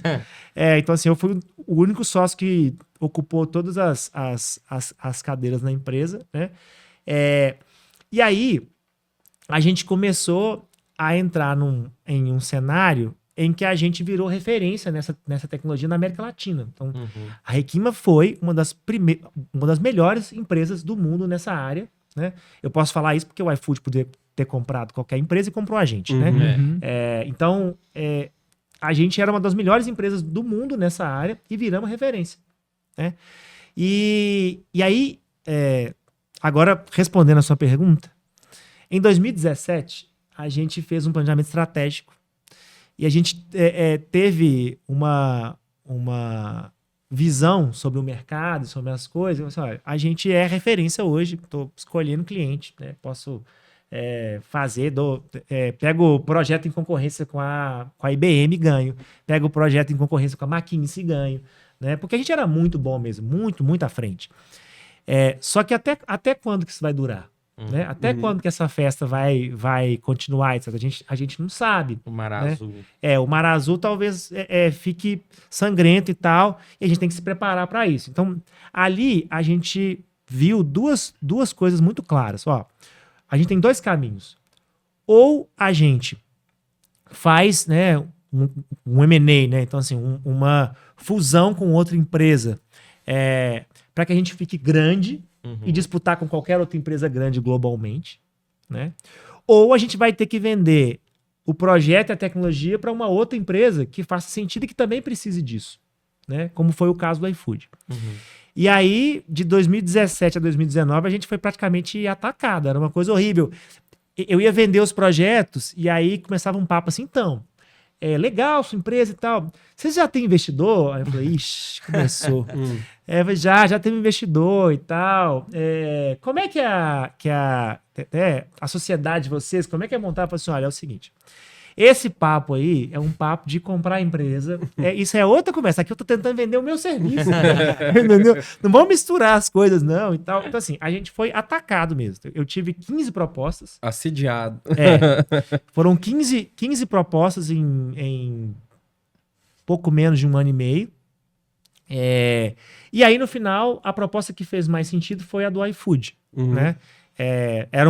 Era um projeto que fazia sentido, era um projeto que tinha a ver com a gente, que convergia os interesses dos sócios. Era uma empresa super, super bacana. Era uma empresa brasileira, então, assim, para mim, esse era um ponto super importante, né? Eu sou Demolei, então essa parte de patriotismo é bem forte. E eu tinha consciência na época de que a gente dominava a tecnologia da nossa geração, né? E eu não queria vender para uma empresa estrangeira. Falei, não, tem que ser uma empresa brasileira. Né? Se vai ser, vai ter que ser uma empresa brasileira e tal. Então, teve empresa estrangeira que quis comprar a gente, que a gente nem sentou para conversar. Né? E aí a gente conseguiu fazer essa convergência e em 30 de dezembro de 2019 vendemos para o iFood. E aí eu passei quase 5 anos no iFood, saí agora em agosto. Nossa, muito bom. E você vendeu e o mundo deu mais necessidade ainda de uso de dados com a pandemia e o iFood cresceu mais ainda. A época de explosão do dele, iFood, né? Que Sim. aumentou o Você vendeu delivery na hora. Dezembro de 2019. A pandemia começou em março de 2020. Assim, É. formalmente, Foi. março, abril de 2020, né? Então foi quando mais as pessoas ficavam presas dentro de casa e começaram a usar mais... Todo esse... Tá no iFood, esse começo todo. Olha, assim, no geral, o iFood é uma empresa muito, muito, muito legal, cresceu muito, né? Só uma coisa antes, vocês venderam a empresa, vou falar do jargão, porteira fechada. Porteira Vendeu fechada. com tudo. Foi tudo. todos os sócios, funcionários... Não foram todos os sócios, né? Foram todos os sócios que estavam na operação. Na operação. Tipo assim, todo mundo que fazia sentido pro iFood, Sim. né? Entendi. E dos meus funcionários, também os que faziam sentido. Teve uma só que não quis ir. O restante veio. Então, assim, o iFood tinha um time de inteligência artificial já, né? Um time de umas 30 pessoas, mais ou menos, né? A gente trouxe mais 30 pessoas da Requima, eu meu sócio, mais alguns, né? Mais alguns funcionários e tal. E aí, dentro desse movimento, né? Hoje, quando eu saí do iFood agora em agosto, o iFood tem um time de 400 pessoas só nessa área de inteligência artificial. É muito grande. Deve ser um dos maiores Gigante. da América Latina. E assim, ele tinha três projetos, né, na área de inteligência artificial, e hoje são 150 projetos. Né? Então foi um crescimento gigantesco. Mas nessa parte especificamente, o que acontece? O iFood, nessa época, era uma empresa que dobrava de tamanho todo ano. Né? Então, quando eu entrei lá, o iFood fazia 15 milhões de pedidos por mês. Né? Hoje faz em torno de uns 100 milhões de pedidos por mês. Né? É muita coisa, é uma operação gigantesca. E para você suportar isso, você precisa de muita inteligência na parte logística. Né? Então, quando você faz um pedido no iFood hoje, tem uns 80 modelos de IA que fazem alguma coisa para você conseguir fazer o pedido melhor e mais rápido. Né? Então, ordena restaurante, checa fraude, olha questões logísticas, etc. e tal. Então, assim, dentro desse contexto, tem muita aplicação da área. Mas, assim, o iFood fazia 15 milhões de pedidos, né? E é engraçado porque, assim, a gente acredita lá internamente, né? Que a pandemia adiantou a jornada do iFood em 3 anos. Né? Então, muita gente que talvez só iria pedir iFood daí a 3 anos, por conta da pandemia, isso adiantou. Com certeza. E fora que outros aplicativos pararam, né? Tipo... Eu nem sei, Rappi, teve Globo, Uber Eats Globo, parou de Globo. Uber Eats também. Eu não sei se o 99 parou também com Food. O iFood Hoje eu só uso o iFood. Então, Mas acho assim, eu não sei se foi pelo Eles acham que eu é não sei aqui. se foi por esse crescimento exponencial do iFood e as outras empresas não conseguiram manter o mesmo ritmo, ou nível de desconto, ou até opções, talvez, né? Eu lembro que nessa época que ainda tinha esses outros, a gente ainda olhava, vamos ver no iFood, vamos olhar Qual que tá nele. mais em conta? Mas todo mundo Sim. faz isso, né? Normal. E acabava pedindo no iFood, né? E depois ainda vem iFood Mercado, Hoje outras não tem coisas, outra né? opção, só no Hoje é o iFood. Hoje, assim, nessa época, de fato, tinham muitos players tentando tomar o mercado do iFood. Do iFood, né? Porque o iFood ele já era hegemônico, né? Uhum. Então, assim, ele tinha a maior parte do mercado mesmo e tinha um serviço melhor. Porque esse é um jogo que quando você tem, assim, é um jogo de escala, né? Então, quando você tem um volume maior de usuários, de restaurantes, etc., você cria um círculo virtuoso ali que é difícil de bater. Sim. Que a água só corre pro mar. Exato. E aí, nessa época, eu lembro que a Rappi acho que levantou uns 300 milhões de dólares e torrou tudo no Brasil e não conseguiu. Não pegou. Não conseguiu tirar o mercado do iFood. Sabe? É um jogo diferente, sabe? Sim. Então, assim, você perguntou, né? Como é que foi? Foram dois aspectos. Primeiro, uma parte interessante que é o seguinte: o iFood era uma empresa que dobrava todo ano. E para uma empresa dobrar todo ano, gente, ritmo de startup, é uma loucura. Né? De novo, tem um preço, entendeu? Tem um preço que se paga para dobrar todo ano. Não é um negócio normal que você vai dar. Não é. É loucura. Uhum. E aí, o que acontece? Talvez o iFood não tivesse mantido o ritmo de dobrar todo ano se não fosse a pandemia. Uhum. Foi meio que obrigado, né? a fazer. Aí, na prática, como ele virou serviço essencial, continua dobrando. Então, assim, pra gente internamente, o pessoal fala assim, nossa, cresceu muito. Fazendo, cara, eu tô crescendo do mesmo jeito, sabe? É a mesma loucura que tava. Então, assim, continuou essa loucura de dobrar todo ano. E aí, meta super ambiciosa e tal. Mas, né, para você dobrar todo ano, você começa a exigir muito mais dessa parte de tecnologia, etc. Né? Então, um dos projetos que eu liderei lá, que é a inteligência que decide quem vai receber os vouchers. Né? Então, tem um modelo de IA que faz isso. Tal. Esse é o projeto de IA, né? Até quando eu saí agora em agosto, é o projeto de IA de maior impacto financeiro da história do iFood. É absurdo. Procurar os cuponzeiros. Exatamente. Sou eu. Quem usa aquilo ali, né? Agora a gente pode falar que o Vitor incluiu meu nome lá. Eu recebo todos. E aí, então assim, é basicamente... Mas é muito inteligente mesmo. o que a gente fez foi criar a inteligência da jornada, porque a ideia do cupom é você diminuir a fricção do usuário. Então o usuário ele começa a usar o iFood porque ele vê que é muito bom, é muito prático. Só que como ele nunca usou, ele, será que eu peço, será que não peço? Então você dá o cupom para ele incentivar. Beleza, se der algum problema, né? Eu paguei barato, tá bom. E aí você vai dando o cupom, enquanto o usuário vai caminhando na jornada, você vai tirando o cupom. Essa que é a ideia. Sim. Né? Porque assim... Você já é meu, né? É dependência, Você conquistar mais. Não. E assim, o iFood tem muito dinheiro, mas ele não tem dinheiro infinito ao ponto de pagar comida de graça para todo mundo, né? Então, assim, é uma jornada. E a ideia é que você consiga conduzir essa jornada bem. E dentro desse contexto, né? Então, assim, eu fiz esse projeto lá e muitos outros, etc. Esse foi o maior. Mas, dentro desse contexto, você precisa de muita tecnologia para manter a empresa dobrando, né? Então, dobrando de tamanho. Então, uma das vezes que dobrou foi justamente porque essa inteligência economizou tanto na grana que a gente gastava de voucher, que a gente pegou essa grana de voucher e botou em marketing para poder crescer mais. Então, você começa a gerar eficiência, a gerar uma série de coisas que vão mudando a história do negócio, né? Então, assim, hoje o iFood é o que é por conta de inteligência artificial e, com certeza, por conta dessa fusão que foi feita com a Requima, sabe? Totalmente. Muito que bom. isso. E depois você falou que exige muito e tal, e você anunciou no seu LinkedIn, que eu acompanho, né? Que você tava saindo do iFood, né? E tá vindo um novo investimento já. Então, você é o cara dos investimentos agora, né?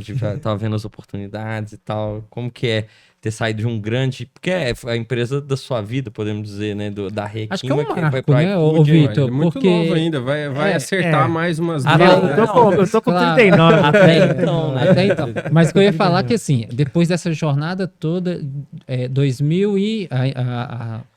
A primeira conversa com o Ivan foi em 2008, né? Que você falou. 2008. 2008. Então, isso tem 16 anos, né? Isso.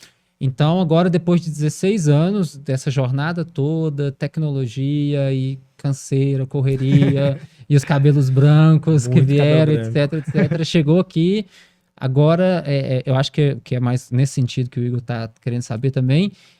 Qual que vai ser a próxima empresa, né? Legal. Paramos agora... Mas é que nós viramos um CNN Money. Tá?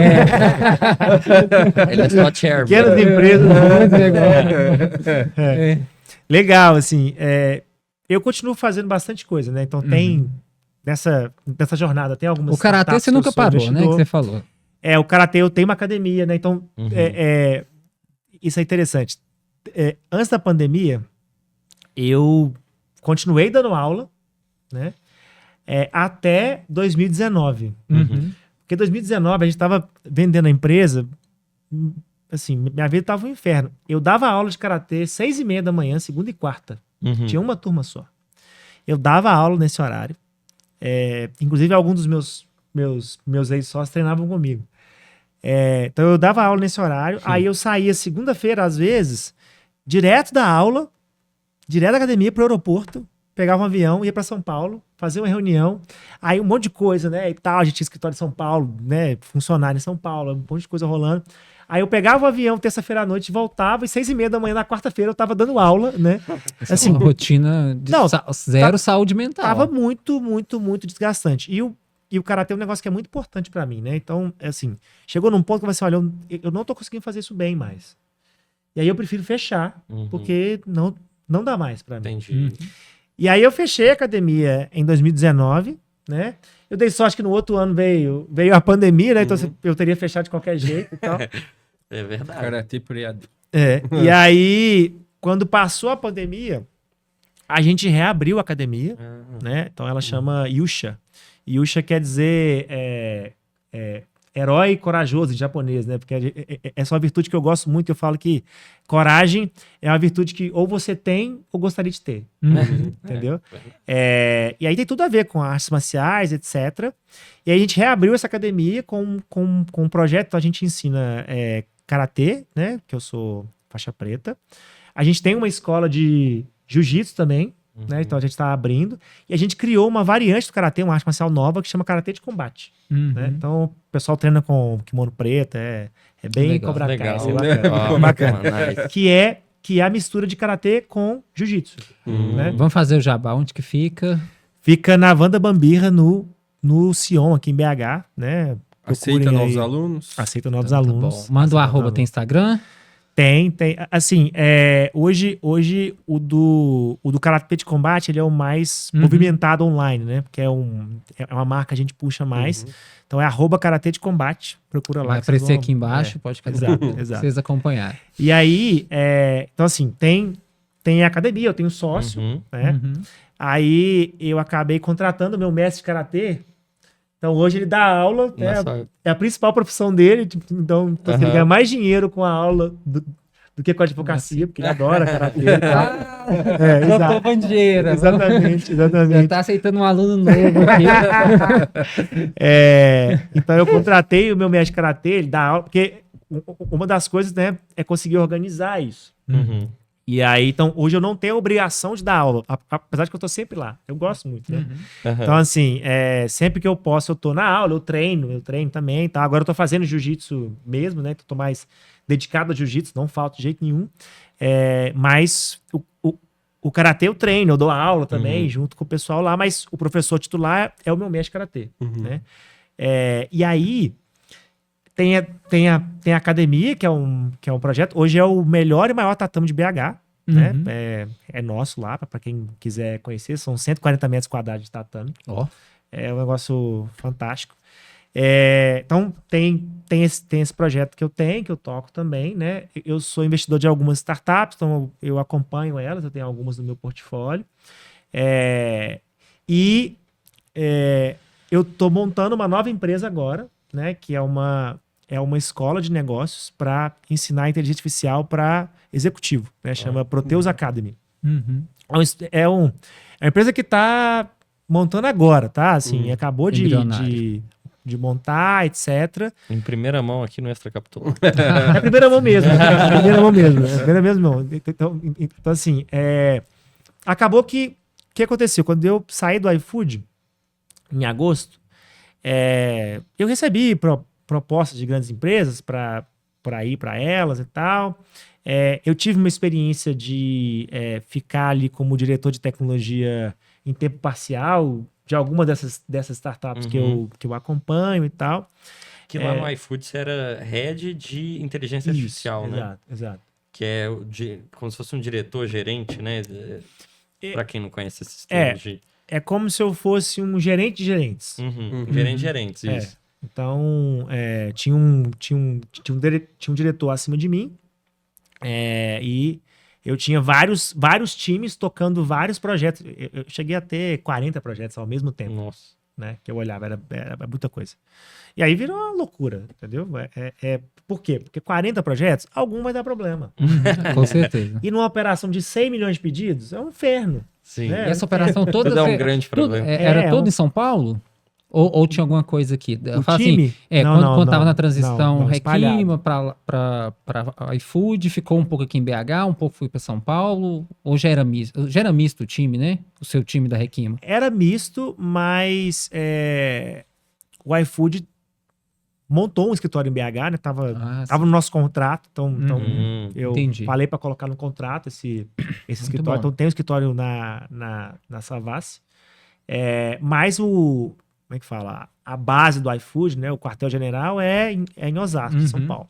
Então eu ia para lá uma vez no mês, tal, às vezes fazer alguma reunião presencial que era mais importante, mas nem compara com a rotina que eu tinha com a Requima de viajar loucamente, digamos. Então já teve semana de eu ir e voltar para São Paulo 2 vezes, ou seja, eu ia na segunda, voltava na terça, eu tinha uma reunião em BH na quarta, voltava na quinta para São Paulo, porque eu tinha reunião na quinta em São Paulo, e voltava na sexta ou no sábado para BH.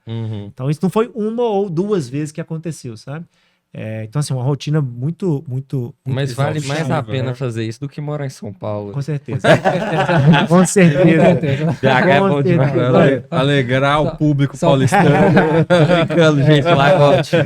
E a gente adora São Paulo, não pra morar. Não pra morar, exatamente. Se vocês morassem em BH, vocês iam entender. Eu falo isso, que eu adoro São Paulo. Pra passear... Andar ali na Paulista, tomar um café. Pra ir num show, ótimo, é maravilhoso. Agora pra morar, não. Não dá. A questão do trânsito também já não precisa explicar, né? Não. Deixa eu... Eu acho que a gente já tá caminhando um pouquinho mais pro final da nossa conversa. E quem ia apresentar era o Band, tá? Mas é uma conversa, não é igual o Igor Programa do show, né? Programa do show. Mas, assim...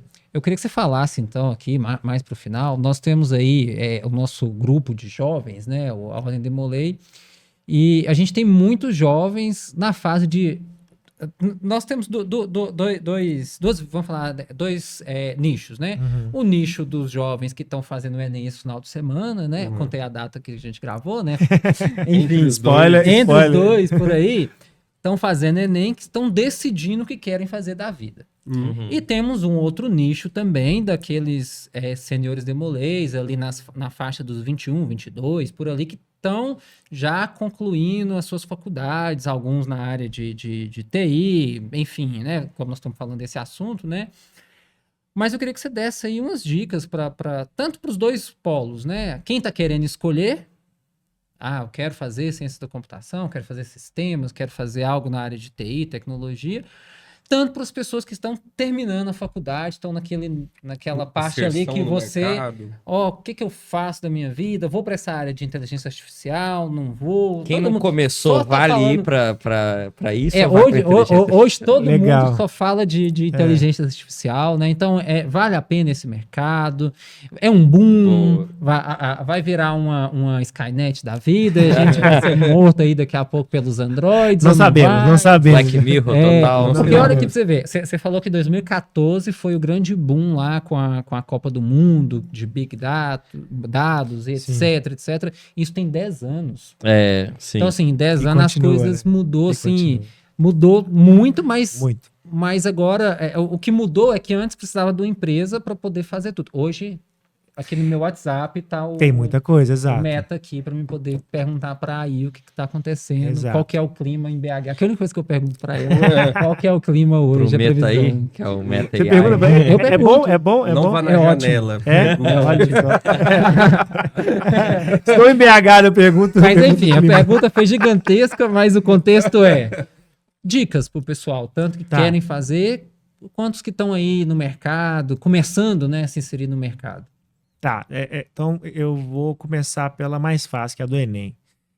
Eu gosto de comentar que a gente, infelizmente, tem uma realidade cruel na formação, né?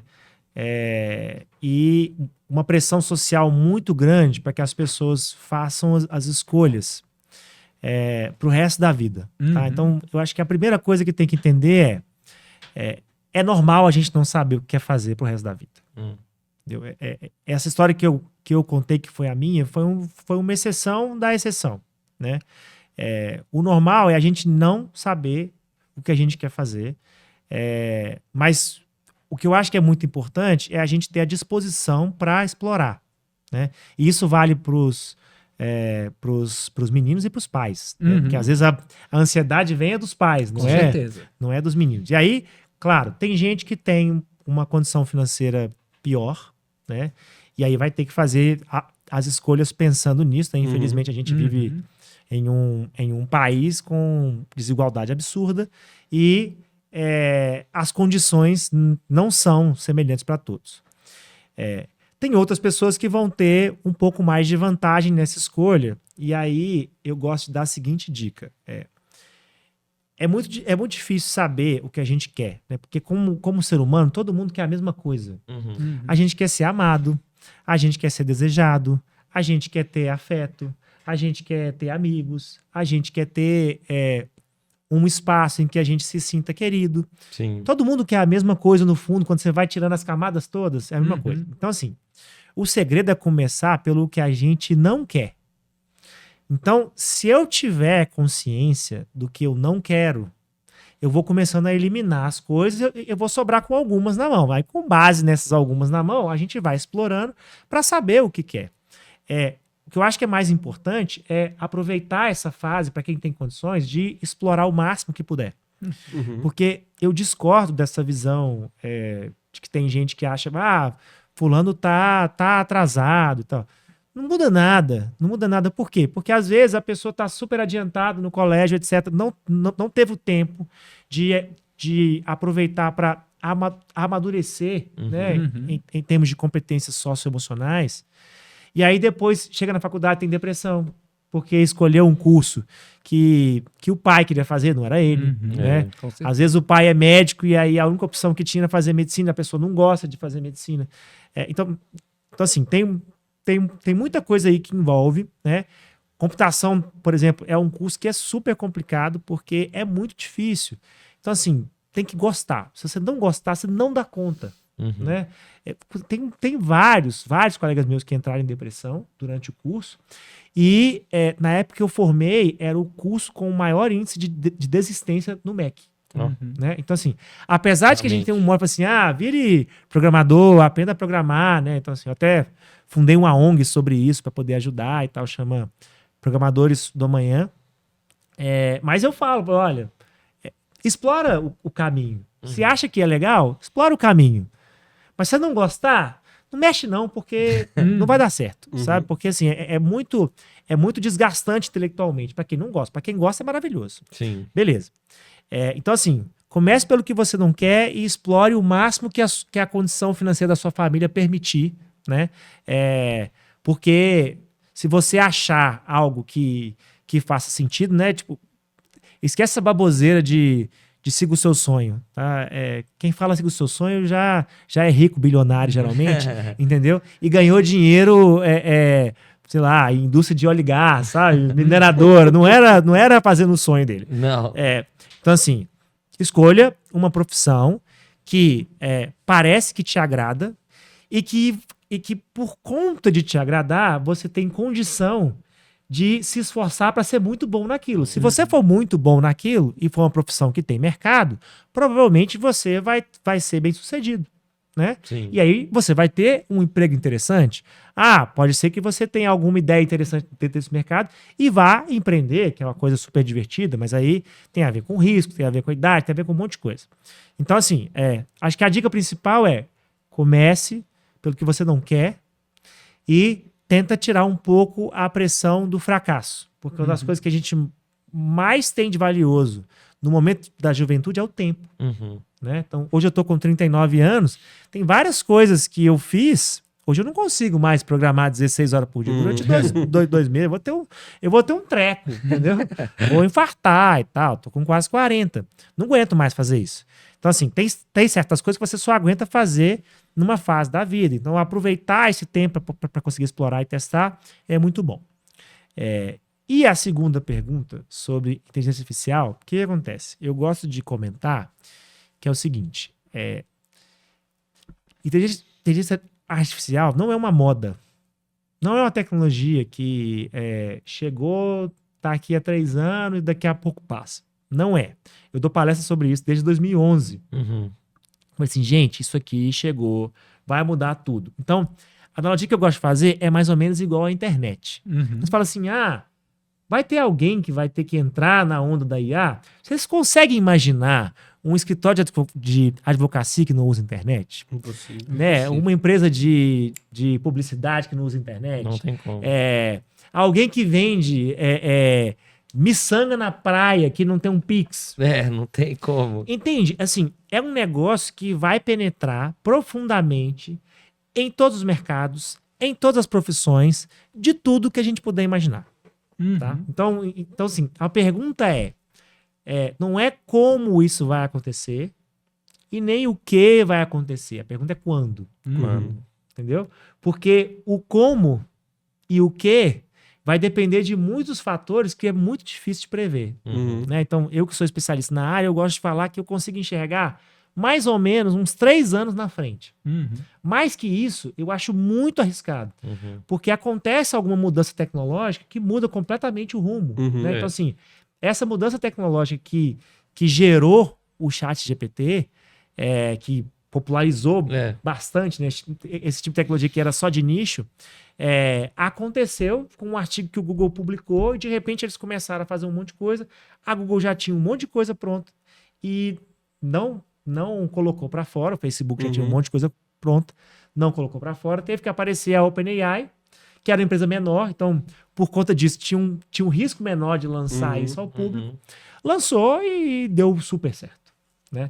Então, assim, esse tipo de coisa é algo que eu acho que tem que pensar o seguinte: vai ter gente que quer, de fato, estudar isso como profissão. Então, é uma profissão como programador, né? Então, tem que aprender a programar, tem que fazer os cursos para poder entender isso. Beleza. E vão ter todas as outras profissões que vão ter que entender como a minha profissão vai funcionar a partir disso. Então, assim, hoje tem vários amigos meus que são advogados que eles falam que o ChatGPT é o colega favorito dele. Muito melhor que estagiário. Exatamente. Exatamente. Então, assim... Não pede o dia de prova. Exato. Ele faz... o pessoal elabora os contratos todos junto com o ChatGPT do lado. Né?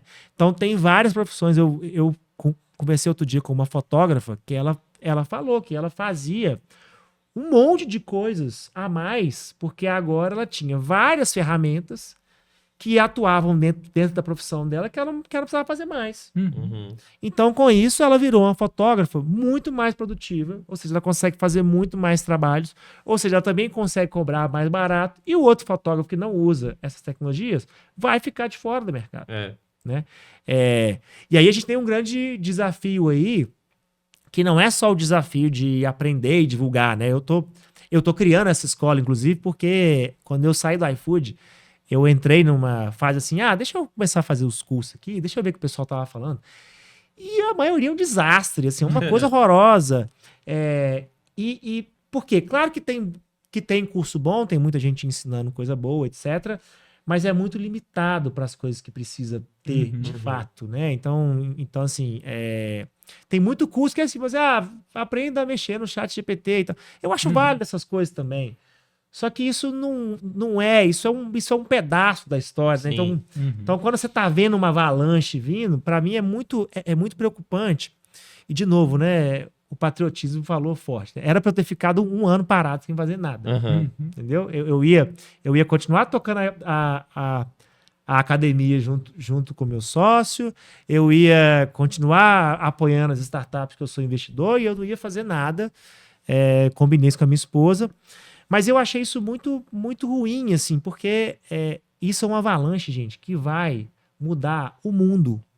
Então, assim, eu não quero que o Brasil perca esse bonde e eu fiquei em casa parado, sabe?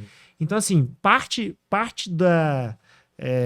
do propósito dessa empresa que eu tô criando, né, que é uma escola do futuro, basicamente, parte desse propósito é que eu quero criar o espaço onde as empresas brasileiras vão poder aprender o conteúdo de qualidade que elas precisam, né?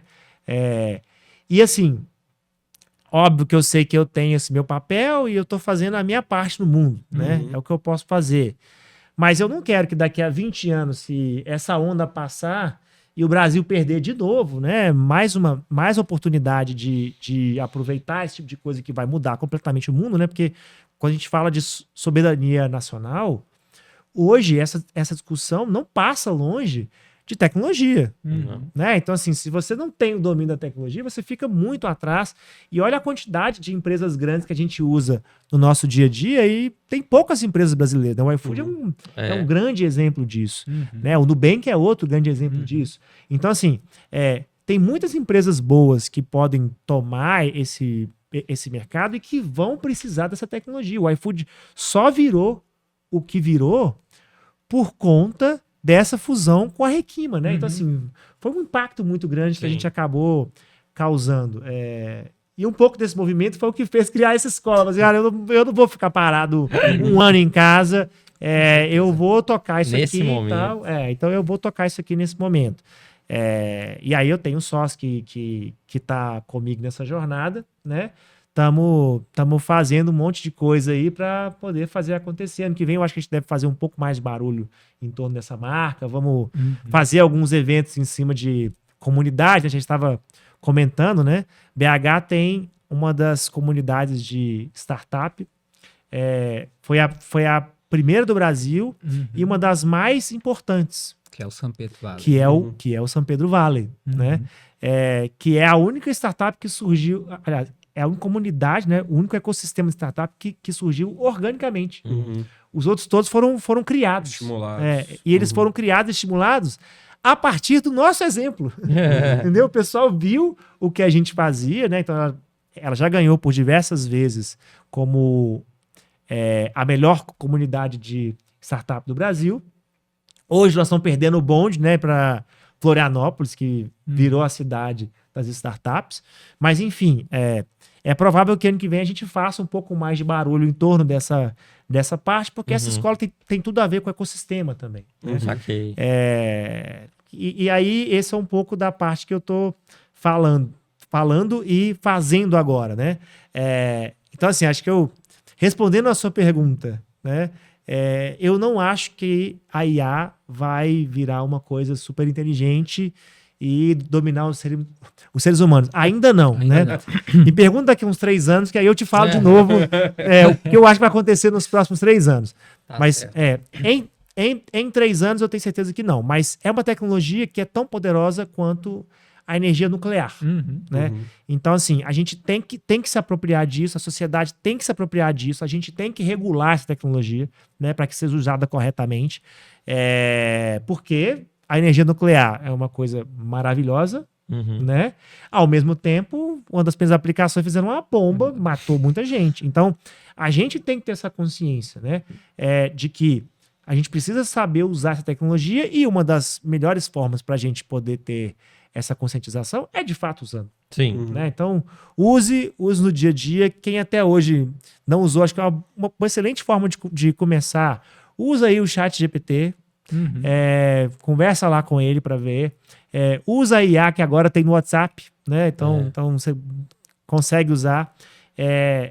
E aí começa a colocar o pezinho na água e sentir um pouco as coisas. Aí, a partir daí, tem que avaliar o que é importante para você, para sua profissão, o que é interessante. Mas, assim, tem uma frase de um professor americano que eu gosto muito, que é assim, a gente só vai entender o que IA é capaz de fazer quando a gente começar a tentar usar para tudo do nosso dia a dia. Então, quando você começar a usar para tudo, você começa a despertar. Então, no direito, vão ter aplicações, no design vai ter outra aplicação, na publicidade vai ter outra aplicação. E são tantas coisas que que sou especialidade, eu não consigo enumerar. Sim. É uma infinidade. Inúmeras. É uma infinidade de aplicações que estão surgindo, etc. Então, isso é um negócio que vai transformar. O que eu acho que é mais importante não é uma moda, não vai passar nos próximos 30 anos. Né? Então, assim, nos próximos 30 anos, a gente vai ver esse movimento achando que hoje tá grande, mas na verdade tá só começando. Para mim é como se fosse o lançamento. Né? O ChatGPT é como se fosse o lançamento do iPhone 1. Entendeu?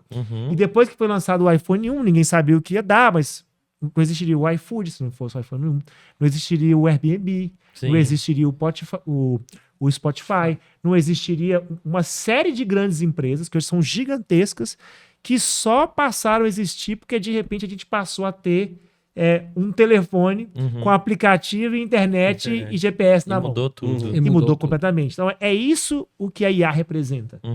E o ChatGPT é esse grande marco, né? Que de repente popularizou. Agora, a partir daqui, o que vai acontecer? Aí só acompanhando o Smith vai comer melhor ainda o macarrão cada vez. Brasileiro com IA, a gente já viu que vira só meme. Vira meme. Mas, gente, eu acho que vamos para a palavra ao bem do cast. Vamos lá. Palavra ao bem do cast é o momento que a gente faz uma referência às nossas reuniões, né? E também as considerações finais, né? Bom, vou puxar para falar as minhas. Primeiro, eu achei esse papo muito interessante. Muito obrigado, Vitor, de ter vindo. E justamente aí a questão da inteligência artificial, eu acho, igual você disse, que vai para todas as profissões, dos meninos demolês, assim, pegar e fazer os mini cursinhos ali para entender como é que isso funciona, porque eu tenho certeza que para eles, assim, eles vão se destacar em algum momento, porque eu vejo muita gente que não sabe ainda mexer. Eu tomei esse susto porque eu achava que tava todo mundo testando, tem gente que não sabe, ainda acha só que é um robô que vai vir e que... Então acho que é um momento de ouro, igual quem fazia... Antes falava, faz programação. Talvez agora você estudar coisas de inteligência artificial lá na frente vai ser mais útil, porque você manda o robô programar. Não sei, mas... Tá relacionado, né? Tá relacionado. Achei bem rico o papo e acho que as pessoas têm que correr mais atrás disso. Muito obrigado por tudo aí. Né, não, Bandeira? Com certeza. PJ, suas palavras. Bem, meus queridos irmãos que estão nos ouvindo aí, até tios, tias, enfim... Bem, agradecer o Vitor por esse bate-papo. Eu espero que quem tem assistido esse episódio, ouvido esse episódio, qualquer plataforma que seja, tenha noção do tamanho, do valor que é a gente ter o Vitor aqui com a gente, Sim. né? Um dos maiores especialistas aí em inteligência artificial e em Big Dados no geral, e que começou... pequeno, né? Foi parar numa das maiores empresas aí do mundo, que é o iFood, e isso é um exemplo, com certeza, para muitos dos nossos irmãos, viu, Vitor? Não sinta-se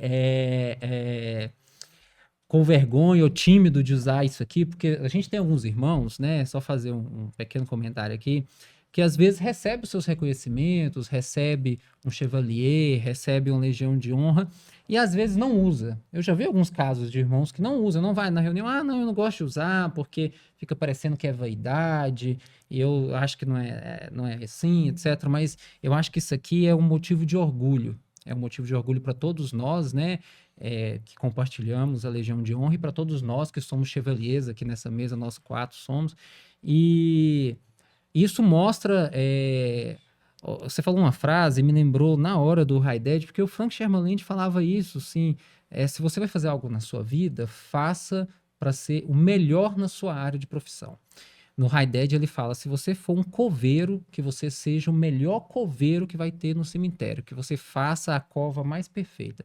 E eu acho que isso é o nosso grande exemplo aqui hoje, Vitor, de você ser o melhor profissional na sua área de atuação, com todo a sua história, tudo que você contou aqui pra gente hoje, o legado que você deixou aqui em Belo Horizonte, com certeza no ramo das startups, na área de tecnologia, te mostra para os nossos irmãos demolês o quanto que essa Legião de Honra faz sentido para você, e ela tem que fazer sentido para nós ver isso através das suas conquistas pessoais, profissionais, familiares, na maçonaria e, enfim, né, na Ordem Demolei como um todo. Então, muito obrigado por compartilhar isso conosco. Eu tenho certeza que esse episódio aí vai inspirar muita gente no Brasil e no mundo, né? Nós temos ouvinte do podcast aí fora do Brasil também. Então, obrigado, meus irmãos, é só agradecer mesmo e dizer para vocês que sigam esse exemplo, né? Nós estamos falando aqui muito de tecnologia, da área de TI, mas seja o melhor profissional naquilo que você se propõe a fazer. Se for um publicitário, se for um advogado, se for um cientista de dados, qualquer que seja a sua área, eu acho que o Frank Sherman Land idealizou na Ordem Demolei e colocou na nossa instituição muito enraizada essa questão de você buscar ser sempre o melhor naquilo que você se propõe a fazer. Muito obrigado. Obrigado, meus irmãos, por mais esse podcast. E se você ainda não ouviu, ouça os nossos outros episódios, @DemoleiAlumni e Extracapitular Podcast aí no seu programa favorito de áudio aí. Boa, é isso aí. Até difícil falar depois disso. Lembrando que é o último do ano. Agora você pode falar, vai de. Não, eu lembrei aqui. Não é o último, é o mid-season. Extracapitular. A gente pausa para as festas. Mas vamos lá, então.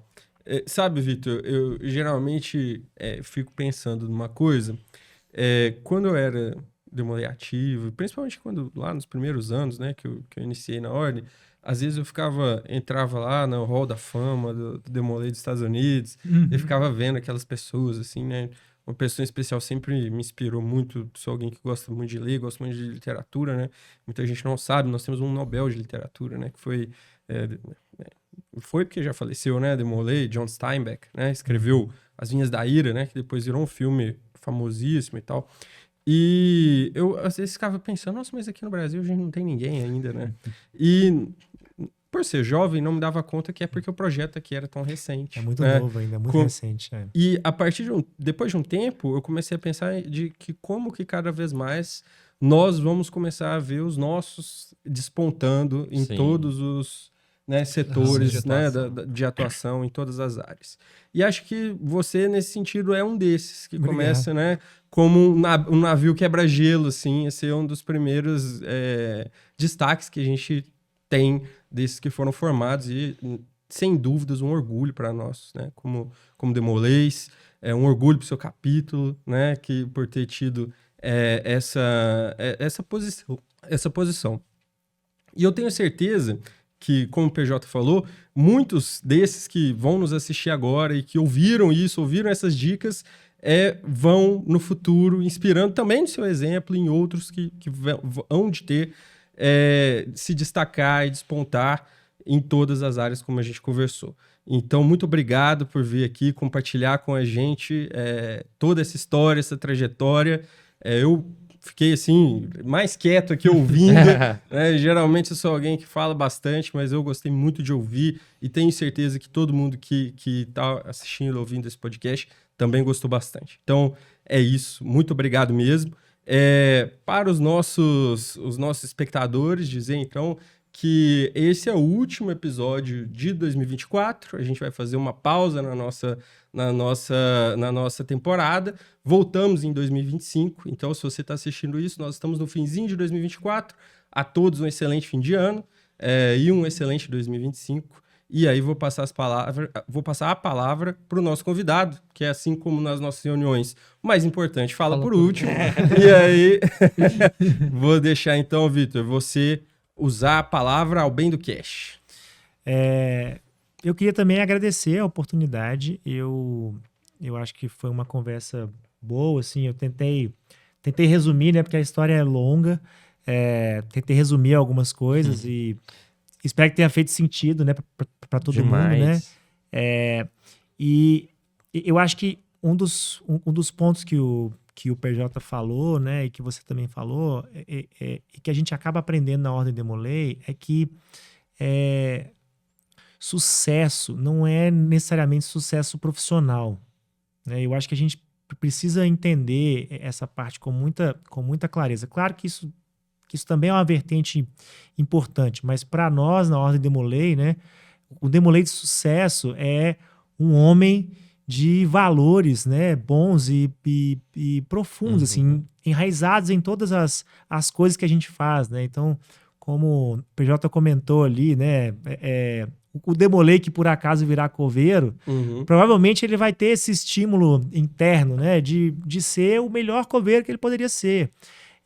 E a gente tem esse estímulo, de fato, para conseguir mudar a sociedade em volta, né? Então, assim, fazer com que as pessoas sejam mais felizes, fazer com que a sociedade seja mais próxima, né? Através do nosso esforço e da nossa dedicação. Eu acho que uma das coisas mais desperdiçadas no mundo é talento. E eu acho que quem passa pela Ordem Demolei recebe esse estímulo, né? De uma força muito grande, que é assim, aproveite o tempo que você tem, faça valer a pena, né? Faça com que o seu capítulo, a sua família, os seus amigos tenham orgulho de você, mas não pela quantidade de dinheiro que você tem, não é isso, né? Mas pela boa pessoa que você é, pelas boas ações que você tem e tal. E aí eu vou fechar dizendo, né, que cada dia, né, apresenta novas oportunidades para fazermos bem e sermos melhores. Então, eu acho que essa é uma lição que todo Demolei deve levar para frente. E quem sabe de mais uns 50 anos a gente vai ter um Hall da Fama, né, repleto de muita gente fantástica aqui no Brasil. Perfeito. É isso, então muito obrigado mais uma vez aos colegas aqui e transmissão encerrada.